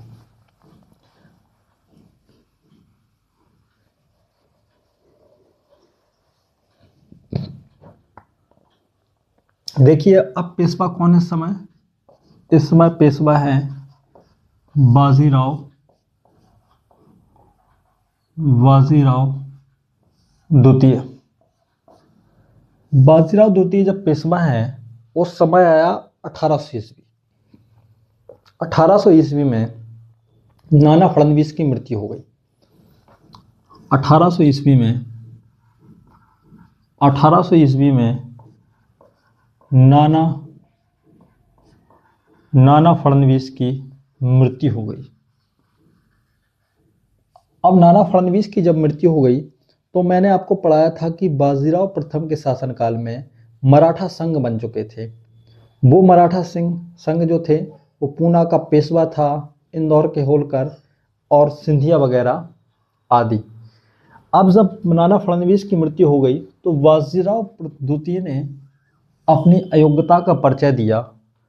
अयोग्यता का परिचय उस समय दिया क्योंकि जैसे ही नाना फड़नवीस की मृत्यु हुई तो पेशवा जो थे वो कमज़ोर होने लगे। वो जब कमज़ोर होने लगे तो बाजीराव द्वितीय ने अपने पद पर बने रहने के लिए कई षड्यंत्र भी आरंभ कर दिए थे। अब जो मराठा संघ है, जो मराठा संघ है, वो मराठा संघ लगभग स्वतंत्र हो चुके थे।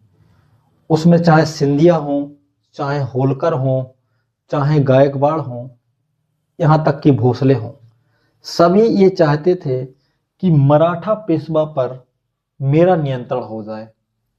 मराठा पेशवा को वो कंट्रोल करना चाहते थे जिससे मराठा सत्ता उनके अकॉर्डिंग चले, क्योंकि यदि वो लोग पेशवा को नियंत्रण कर लेंगे और पेशवा जो है मराठा संघ का प्रमुख है और यदि मराठा पेशवा ही उनके नियंत्रण में हो जाएगा तो अब शक्ति उनके अनुसार चलेगी और वो अपने अनुसार अब साम्राज्य का संचालन कर पाएंगे।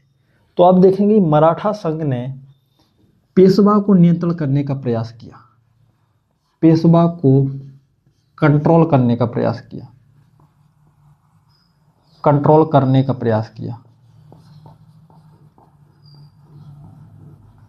जब पेशवा को कंट्रोल करने का प्रयास किया उसमें दो व्यक्ति प्रमुख थे जिसमें से होलकर और सिंधिया।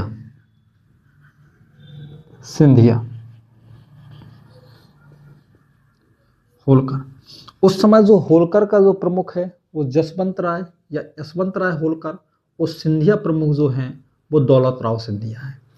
इसलिए मराठाओं पर किसी का कंट्रोल हुआ तो वो सिंधिया थे। सिंधिया ने अंततः पेशवा को अपने नियंत्रण में कर लिया और क्या बोलते हैं, सिंधिया की जो सेना है वो मराठा पेशवा के संरक्षण में नियुक्त हो गई। उसी समय बाजीराव द्वितीय ने यशवंत होलकर के भाई मिट्ठू जी की हत्या करा दी। किसकी करा दी? होलकर प्रमुख यशवंत राव होलकर के भाई मिट्ठू जी की अब हत्या करवा दी। तो इस बात का यशवंत होलकर को बहुत अफसोस हुआ और यशवंत होलकर ने पेशवा पर आक्रमण कर दिया। ये जो घटनाक्रम चल रहा है ये क्या कर रहा है? ये द्वितीय मराठा युद्ध की पृष्ठभूमि तैयार कर रहा है। प्रथम मराठा युद्ध की पृष्ठभूमि कैसी थी कि रघुनाथ राव ने जाकर संधि की थी पेशवा पद बनने के लिए। इसलिए सेकेंड बैटल ऑफ मराठा वीक की पृष्ठभूमि भी वही है कि मराठा अपने आंतरिक कारणों से फिर इस बार अंग्रेजों का हस्तक्षेप स्वीकार करेंगे। अब जब आक्रमण कर दिया और पेशवा को अपने नियंत्रण में ले लिया और अपने एक छोटे से भाई को गद्दी पर बैठा दिया, अब होलकर को ये सिंधिया को ये बात स्वीकार नहीं थी, क्योंकि सिंधिया इस युद्ध में, सिंधिया और पेशवा की दोनों की संयुक्त सेना थी, वो हार चुकी थी। अब जब बाजीराव प्रथम ने अपनी जान बचाई कि कैसे भी मैं बच जाऊं, अगर मैं ही मर जाऊंगा तो पेशवा कौन होगा, इसलिए बाजीराव तृतीय भागकर कहाँ चला गया, तो वो भागकर चला गया अंग्रेजों के पास। और अंग्रेजों के पास जाकर बाजीराव द्वितीय ने फिर एक संधि कर ली, जिस संधि का नाम था वसीन की संधि। वसीन की संधि 1802 ईस्वी। अब वसीन की संधि सुनिए। 1802 का दौर वही दौर है जब भारत में गवर्नर जनरल लॉर्ड वेलेजली है, और लॉर्ड वेलेजली ने सहायक संधि के द्वारा भारत को नियंत्रित करने का प्रयास किया है, और सोचा है कि भारत को मैं अपने प्रत्यक्ष नियंत्रण में ले लूं। और कहीं ना कहीं लॉर्ड वेलेजली इस बात का इंतजार कर रहा था कि मराठा साम्राज्य कैसे भी करके मेरे नियंत्रण में आ जाए, क्योंकि वेलेजली ने नाना फडणवीस के शासनकाल में कई बार ऐसा प्रयास किया था कि कहीं ना कहीं आप मेरी सहायक संधि स्वीकार कर लीजिए, लेकिन नाना फडणवीस एक दूरदृष्टा थे और वो जानते थे कि अंग्रेजों का हस्तक्षेप किस प्रकार मराठा साम्राज्य का अंत कर सकता है। लेकिन बाजीराव द्वितीय एक अदूरदर्शी है और अपने निजी लाभ के लिए अंततः वसीन की संधि कर ली। वसीन की संधि क्या है, तो वसीन की संधि को हम बहुत डिटेल में नहीं जाएंगे, लेकिन हम वसीन की संधि को थोड़ा देखेंगे। वसीन की संधि, वसीन की संधि संधि कब हो रही है, तो 1802 ईस्वी में हो रही है। किसके मध्य हो रही है, तो मराठा पेशवा बनाम अंग्रेज। अब वसीन की संधि में क्या शर्तें हैं, शर्त यह है कि बाजीराव द्वितीय को पेशवा बना रहना देगा, पेशवा बना रहेगा।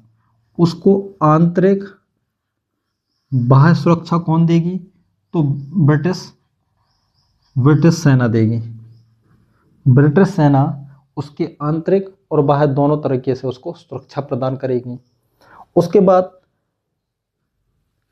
बाजीराव द्वितीय ने वसीन की संधि से दक्षिण भारत, नर्मदा आदि मध्य प्रदेश के बहुत सारे क्षेत्र अब अंग्रेज अर्थात ब्रिटिश ईस्ट इंडिया कंपनी को देना स्वीकार कर दिया।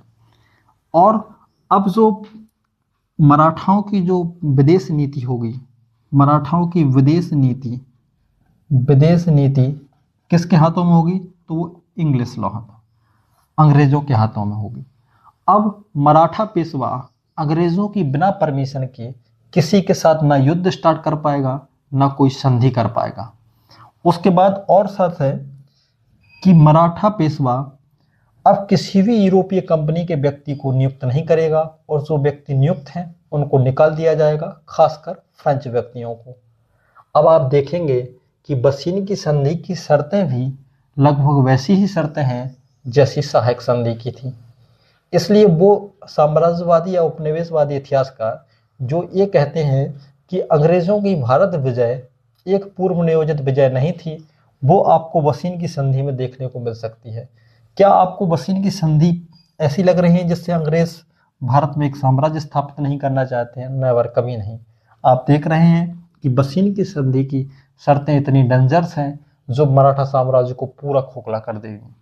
जब पेशवा ने वसीन की संधि कर ली, तो अब दूसरे संघ जिनमें सिंधिया हैं, भोसले हैं, होलकर हैं, गायकवाड़ हैं, क्योंकि पेशवा जो है वो सभी संघ का प्रमुख है। जब पेशवा ने ही ये संधि कर ली तो संपूर्ण मराठा उनके नियंत्रण में आ गया।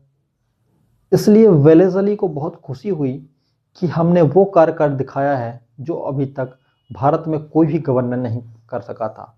लेकिन यहाँ पर कुछ इतिहासकार हैं जिसमें जीवी मालेसन का भी नाम आता है।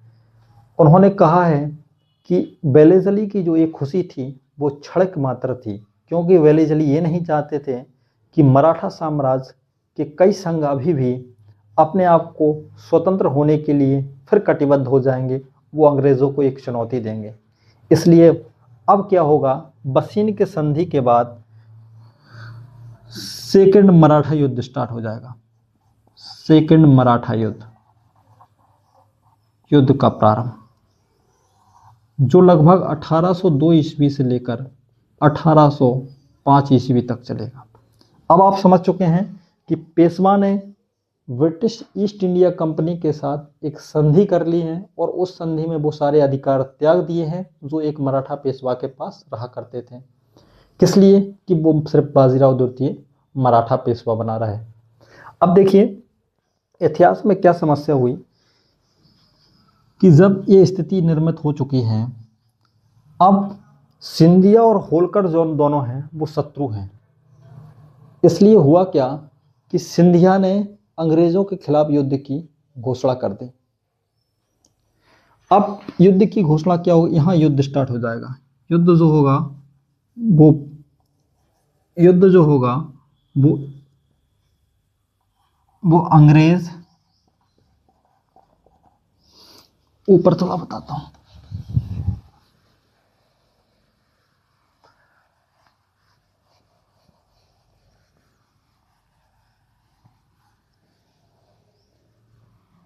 अब जो सेकंड मराठा युद्ध है,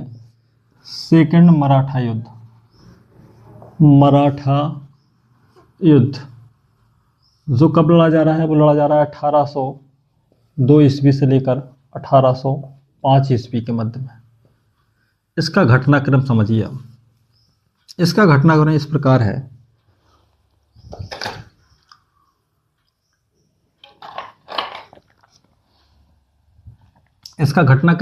है। कि सेकंड मराठा युद्ध की स्थिति पश्चिम की संधि के द्वारा कैसे हो चुकी है। इसलिए अब जो मराठा संघ है, मराठा संघ में कौन कौन है? तो आप देखेंगे भोसले,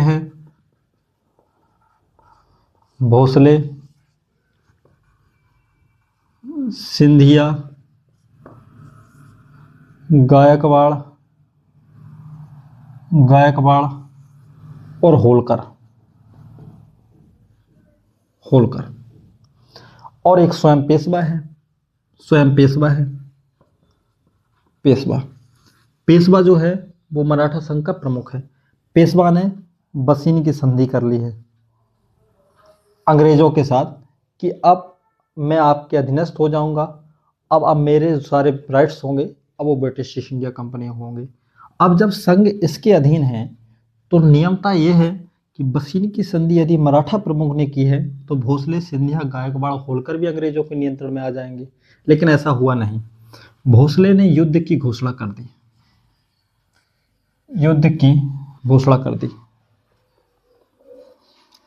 आप देखिएगा कि जब भोसले और सिंधिया युद्ध लड़ रहे होंगे तब गायकवाड़ सपोर्ट कर रहा होगा, और जब होलकर युद्ध लड़ रहे होंगे तब भोसले और सिंधिया शांत बैठे होंगे। इस युद्ध की यही विशेषता है कि इस युद्ध में गायकवाड़ ने भाग नहीं लिया। होलकरों ने अंत में युद्ध की घोषणा की। इसलिए आप देखिए कि भोसले ने जब युद्ध की घोषणा कर दी, सिंधिया भी युद्ध में शामिल हो गया, यहां भी युद्ध की घोषणा हो गई।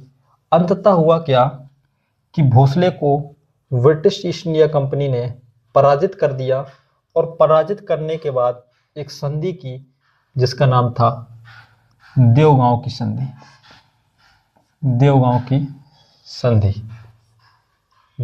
संधि कर ली गई। उसके बाद कुछ समय के बाद सिंधिया को भी पराजित कर दिया गया, और सिंधिया से सूरजी, अर्जुन भी बोलते हैं इसको, अर्जुन गांव की संधि।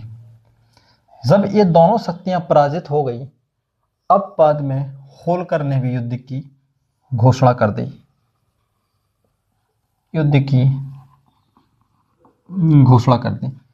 अब आप समझिएगा कि जब भोसले लड़ रहे हैं, सिंधिया लड़ रहे हैं, तो गायकवाड़ अंग्रेजों का समर्थन कर रहे हैं, और जब होलकर लड़ रहे हैं तब तक ये पराजित हो चुके हैं। अंत में जब होलकर ने भी युद्ध की घोषणा कर दी, क्योंकि जसवंत होलकर इस समय सबसे मजबूत था, और होलकर ने कई जगह पर अंग्रेजों को क्षति पहुंचाई, और स्थिति कई जगह पर ऐसी लगने लगी कि ब्रिटिश ईस्ट इंडिया कंपनी को ये पराजित कर देंगे। लेकिन अंततः होलकर भी पराजित हुए, और इस समय यशवंतराव होलकर ने कई प्रयास किए।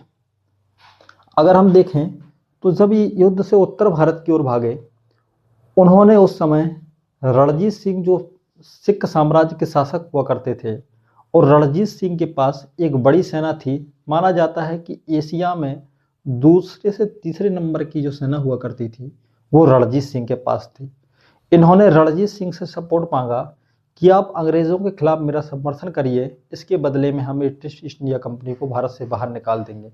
लेकिन रणजीत सिंह ने अंततः इनको मना कर दिया। इन्होंने भारत के कई शासकों से हेल्प मांगने का प्रयास किया, सहयोग लेने की कोशिश की, लेकिन किसी व्यक्ति ने अंततः इनको सहयोग नहीं दिया। और यशवंतराव होलकर ने भी बाद में एक संधि कर ली जिसका नाम था राजपुर घाट की संधि। राजपुर घाट की संधि। और राजपुर घाट की संधि करने के बाद ही अब सेकेंड बैटल ऑफ मराठा समाप्त हो चुका था, क्योंकि लगभग सभी मराठा संघ हार चुके थे, क्योंकि पेशवा बसीन की संधि के द्वारा, भोसले देवगांव की संधि के द्वारा, सिंधिया सूर्य अर्जुन गांव की संधि के द्वारा और होलकर राजपुर घाट की संधि के द्वारा। ये जो राजपुर घाट की संधि है, ये संधि की स्थिति ये थी कि इस समय वेलेजली भारत से जा चुका था और ब्रिटिश सरकार ये किसी भी स्थिति में नहीं थी कि वो युद्ध को जारी रख सके। इसलिए होलकर को उन लोगों ने काफ़ी अधिकार दे रखे थे और उसको लगभग स्वतंत्र शासक के रूप में भी मान्यता दे दी थी। इसलिए आप देखेंगे कि सेकंड बैटल ऑफ मराठा इस प्रकार समाप्त हो गया। अब थर्ड की स्थिति क्या होगी?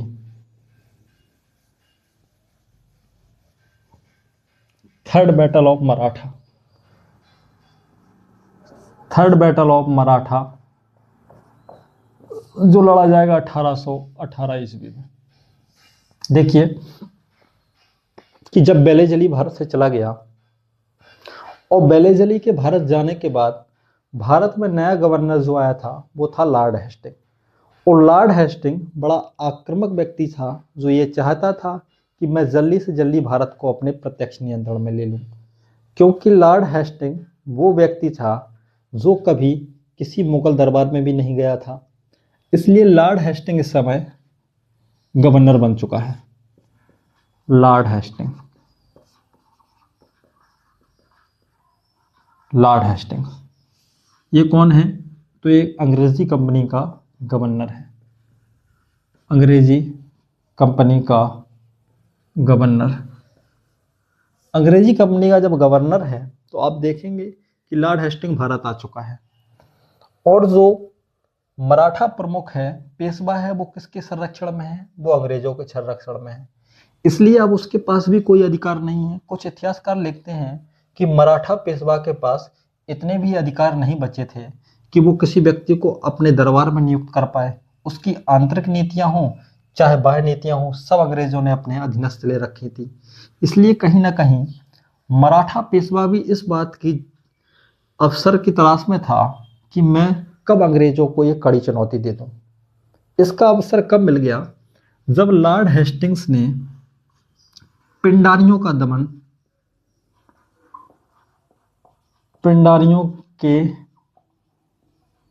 दमन के लिए मराठाओं का सहयोग मांगा। क्योंकि पिंडारी जो थे वो एक आक्रामक व्यक्ति थे और ब्रिटिश सरकार को बहुत क्षति पहुंचाते थे, लूट खसोट का भी कार्य करते थे। और पिंडारी कहीं ना कहीं मराठाओं का पहले समर्थन करते थे और उनकी सेना में भर्ती हो रखे थे। इसलिए जब पिंडारियों का दमन किया तो मराठाओं को भी किसी न किसी प्रकार की अड़चन हुई। इसलिए एक बार फिर पेशवा ने युद्ध के लिए कई अंग्रेजों पर आक्रमण कर दिया और third battle of Maratha start हो गया। और अंततः हुआ क्या कि इस युद्ध में पेशवा,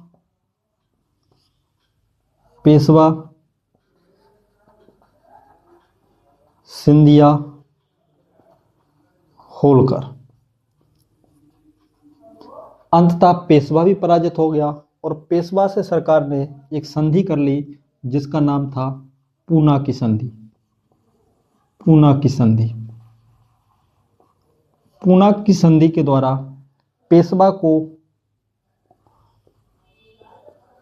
पेशवा को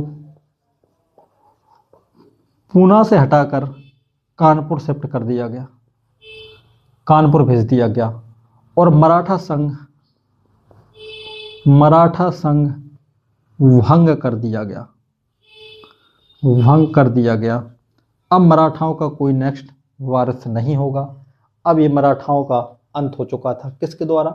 पूना की संधि के द्वारा। अब सिंधिया से भी उन लोगों ने क्या संधि कर ली? ग्वालियर की संधि। इनसे कर ली उन्होंने मंदसौर की संधि।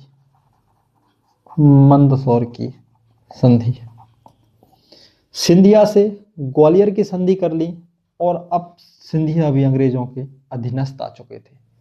अब बचे हुए थे होलकर को से भी उन लोगों ने अंततः मंदसौर की संधि कर ली और थर्ड बैटल ऑफ मराठा अब समाप्त हो चुका था। थर्ड बैटल ऑफ मराठा समाप्त होते ही आप देखेंगे कि वो मराठा साम्राज्य जिसने एक समय लगा था कि मराठा जो है वो मुगलों का स्थान ले लेंगे और मुगलों के खंडर पर जो एक बड़ा साम्राज्य विकास किया था वो अंग्रेजों के सामने घुटने टेक चुका था और 1818 ईस्वी में मराठा साम्राज्य का अंत हो गया। उस मराठा साम्राज्य का अंत हो गया जो कभी 1627 ईस्वी में शिवाजी के जन्म के साथ स्टार्ट हुआ था। वो शिवाजी जिन्होंने महाराष्ट्र के क्षेत्र में महाराष्ट्र के लोगों में एक ऐसी जागृति डाली थी जो कहीं न कहीं एक नए राष्ट्रवाद की ओर ले जा रही थी। बाजीराव प्रथम का वो सपना जो कहीं न कहीं हिंदू पदपातशाही का सपना था, जो गुरिल्ला युद्ध के साथ स्टार्ट हुआ था, जिसने मुगलों को हटाने के लिए उत्तर भारत के अभियान किए, जिसने मालवा का क्षेत्र, बुंदेलखंड का क्षेत्र जीत लिया था, जिसने अपनी अमिट छाप छोड़ी भारतीय इतिहास पर, वो इतिहास अंततः मराठों के आंतरिक कलह के द्वारा समाप्त हो गया था। इसलिए प्रश्न उठता है कि आखिर मराठा ऐसे क्या कारण थे जिससे मराठा साम्राज्य अंग्रेजों के सामने घुटने टेक दिया। तो एक प्रश्न है जो खासकर मुख्य परीक्षा का विषय होता है, मेंस का जो विषय होता है कि मराठाओं की असफलता के क्या कारण थे। मराठाओं की असफलता के कारण, कि मराठा साम्राज्य की असफलता के क्या कारण थे। मराठा साम्राज्य की असफलता के जो कारण होंगे वही लगभग अंग्रेजों की विजय के कारण होंगे। अंग्रेजों की विजय के कारण, ऐसे कई कारण हैं। कुछ कारण हम देखेंगे। सबसे पहले हम देखेंगे कारण मराठाओं की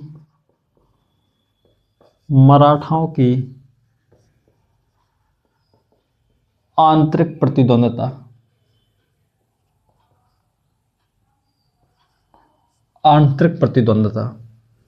मराठाओं की आंतरिक प्रतिद्वंदता किस स्तर तक थी कि आपने देखा रघुनाथ राव ने किस प्रकार ब्रिटिश ईस्ट इंडिया कंपनी से सूरत की संधि की।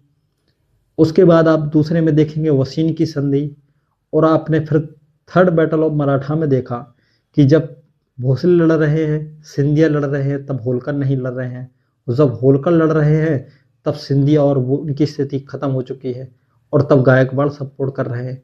इसलिए इनकी आंतरिक स्थिति बहुत खराब हो चुकी थी, इसके कारण ये लोग पराजित हुए। उसके बाद एक और कारण आप देखेंगे तो मराठाओं ने अपनी परंपरागत युद्ध नीति, खासकर गुरिल्ला युद्ध नीति का त्याग कर दिया था। गुरिल्ला युद्ध नीति क्या थी? जो दक्कन का क्षेत्र था वो भौगोलिक रूप से गुरिल्ला युद्ध नीति के लिए अनुकूल था, लेकिन आप देखेंगे कि शिवाजी के बाद शिवाजी ने गुरिल्ला युद्ध की नीति के अनुसार कई लोगों को पराजित किया था। यहाँ तक कि मुगल यदि शिवाजी को नहीं जीत पाए थे तो उसमें किसी नीति का महत्व था तो गुरिल्ला युद्ध नीति का था। लेकिन जो गुरिल्ला युद्ध नीति है वो कहीं ना कहीं किसी ऐसे प्रदेश में ही काम आती है जहाँ की भौगोलिक स्थिति खराब हो, और भौगोलिक स्थिति में पर्वत पठार ऐसे क्षेत्र, जंगल के क्षेत्रों, वहाँ तत्व गुरिल्ला नीति काम आ सकती है। लेकिन आप देखेंगे कि मराठाओं ने गुरिल्ला युद्ध नीति का त्याग क्यों कर दिया। तो इसका एक कारण ये भी है कि जब मराठाओं ने उत्तर भारत की राजनीति में सक्रिय भाग लिया, तो सक्रिय भाग लेने के बाद क्या उत्तर भारत के क्षेत्रों में गुरिल्ला युद्ध नीति जो थी सफल हो सकती थी? तो उत्तर मिलता है नहीं, क्योंकि मराठाओं ने जिस गुरिल्ला युद्ध नीति के अनुसार अपनी सेना का संगठन किया था वो उत्तर भारत में काम नहीं आई, क्योंकि उत्तर भारत का जो क्षेत्र था वो मैदानी था, और उस मैदानी क्षेत्र में गुरिल्ला युद्ध नीति की अपेक्षा वो नीति काम आ सकती थी जो स्थल मार्ग पर युद्ध लड़े जाते हैं। इसलिए मराठा लगभग वर्तमान काल में अंग्रेजों के दौर तक भी वही युद्ध नीति का अनुसरण करते रहे जो परंपरागत और पुरानी हो चुकी थी। वही अंग्रेजों ने क्या किया, आधुनिक युद्ध नीति की तकनीक अपनाई, एक बेहतर सैनिक रखे, उन सैनिकों को नियमित वेतन दिया। इसलिए कहीं ना कहीं मराठाओं की युद्ध नीति उनके अनुसार कमज़ोर थी, वहीं अंग्रेज़ों ने इसका लाभ उठाया। उसके बाद हम देखेंगे अंग्रेज़ों का कुशल नेतृत्व। अंग्रेज़ों का कुशल नेतृत्व क्यों? क्योंकि ब्रिटिश ईस्ट इंडिया कंपनी ने, आपने देखा है कि जब रघुनाथ राव ने दक्षिण भारत में सूरत की संधि की, सूरत की संधि करने के बाद जब मुंबई प्रेसिडेंसी की सेना हार गई और उन्होंने बड़गांव की संधि कर ली, बड़गांव की संधि होने के बाद ही वॉरेन हेस्टिंग्स जो कोलकाता प्रेसिडेंसी का प्रमुख था उसने अपनी सेना भेजी, और उसने जब सेना भेजी तो उसमें सिंधिया भी हार गए, उसमें होलकर भी हार गए। तो आप देखेंगे कि उनके पास एक अच्छी युद्ध नेतृत्व करने वाले व्यक्ति हुआ करते थे। जब सेकंड बैटल ऑफ मराठा चल रहा था तो उसमें आर्थर वेलेज़ली ने नेतृत्व किया। आर्थर वेलेज़ली के साथ साथ आर्थर वेलेज़ली, लॉर्ड वेलेज़ली भी साथ में है। आर्थर वेलेज़ली वही व्यक्ति है जिसने वाटरलू के युद्ध में बाद में नेपोलियन को हराया। इसलिए एक अच्छे नेतृत्व के लोग भी अंग्रेज़ों के पास थे। लेकिन ऐसा नहीं है कि मराठा के पास अच्छे सैनिक नहीं थे, मराठाओं के पास भी फडणवीस जैसे लोग थे, जसवंत राय होलकर थे, दौलत राव सिंधिया थे, माधवराव सिंधिया थे। ऐसे कुशल नेतृत्व करने वाले लोग मराठाओं के पास भी थे। लेकिन सामान्यतः हुआ क्या कि मराठाओं ने अपने आंतरिक कलह के वजह से वो एकता ही गंवा दी जो कहीं ना कहीं अंग्रेजों के विरोध में खड़ी हो सकती थी। क्योंकि मराठा पेशवा का जैसा ही पद कमजोर हुआ, मराठा संघ ने अपनी स्वतंत्रता की घोषणा कर दी थी। उसके बाद कुछ इतिहासकार हैं जिसमें बिपिन चंद्रा ने कहा है कि मराठाओं की पराजय का जो एक प्रमुख कारण था वो था कि मराठाओं के पास एक निश्चित आर्थिक नीति नहीं थी। निश्चित आर्थिक नीति का अभाव, ये क्या था? क्योंकि मराठाओं ने दक्षिण के क्षेत्र में जिस प्रकार अभी तक की नीति अपनाई थी, उस नीति में मराठा चौथ और सरदेश मुक्ति वसूल करते आए थे। और चौथ की नीति बहुत अमानवीय नीति इसलिए थी क्योंकि चौथ के द्वारा वो शासक भी कमज़ोर हो जाता था, और कमज़ोर होने के नाते उसकी पब्लिक पर भी बहुत प्रकार के अत्याचार होते थे। इसलिए मराठाओं के पास एक ऐसी निश्चित आर्थिक नीति नहीं थी जिस पर वो एक बड़ा साम्राज्य स्थापित कर पाते, क्योंकि कोई भी साम्राज्य एक निश्चित आर्थिक नीति के बिना खड़ा नहीं किया जा सकता है। आप देखेंगे कि मध्यकाल में अकबर ने जो मनसबदारी और जागीरदारी की जो प्रथा स्टार्ट की, जो आईने दहसाला में वर्णित है, उसके द्वारा अकबर ने एक ऐसे साम्राज्य का विकास किया जो उसके मरने के बाद भी 150 वर्षों तक चलता रहा। क्योंकि बिना आर्थिक नीति के एक बड़ा साम्राज्य स्थापित करना पॉसिबल नहीं होता है। और मराठाओं के पास वो शायद स्थिति नहीं थी, क्योंकि मराठाओं ने अपने आप को शक्तिशाली बनाने के लिए वो कार्य तो किए जो योद्धा करता है, लेकिन वो कार्य नहीं कर पाए जिनसे उनकी आर्थिक स्थिति मजबूत हो सके। क्योंकि मराठाओं ने व्यक्तिगत वीरता पर अधिक महत्व दिया, जबकि एक कोलरेशन की जो भूमिका थी उसको कम महत्व दिया। उसके बाद देखेंगे हम अंग्रेजों की गुप्तचर व्यवस्था। गुप्तचर व्यवस्था बहुत बेहतर थी।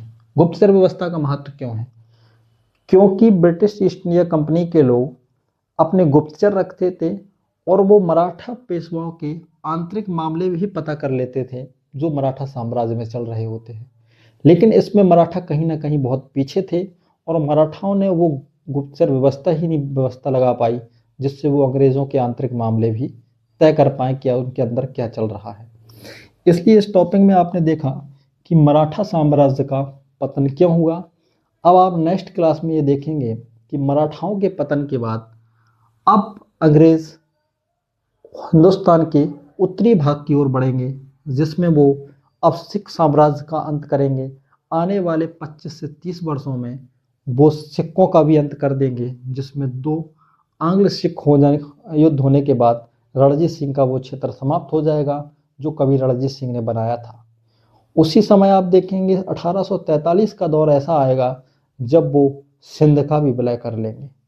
फिर आप देखेंगे कि किस प्रकार ब्रिटिश ईस्ट इंडिया कंपनी ने अपनी आंग्ल अफगान नीति के अनुसार अफगानियों को अपने क्षेत्र में ले लिया।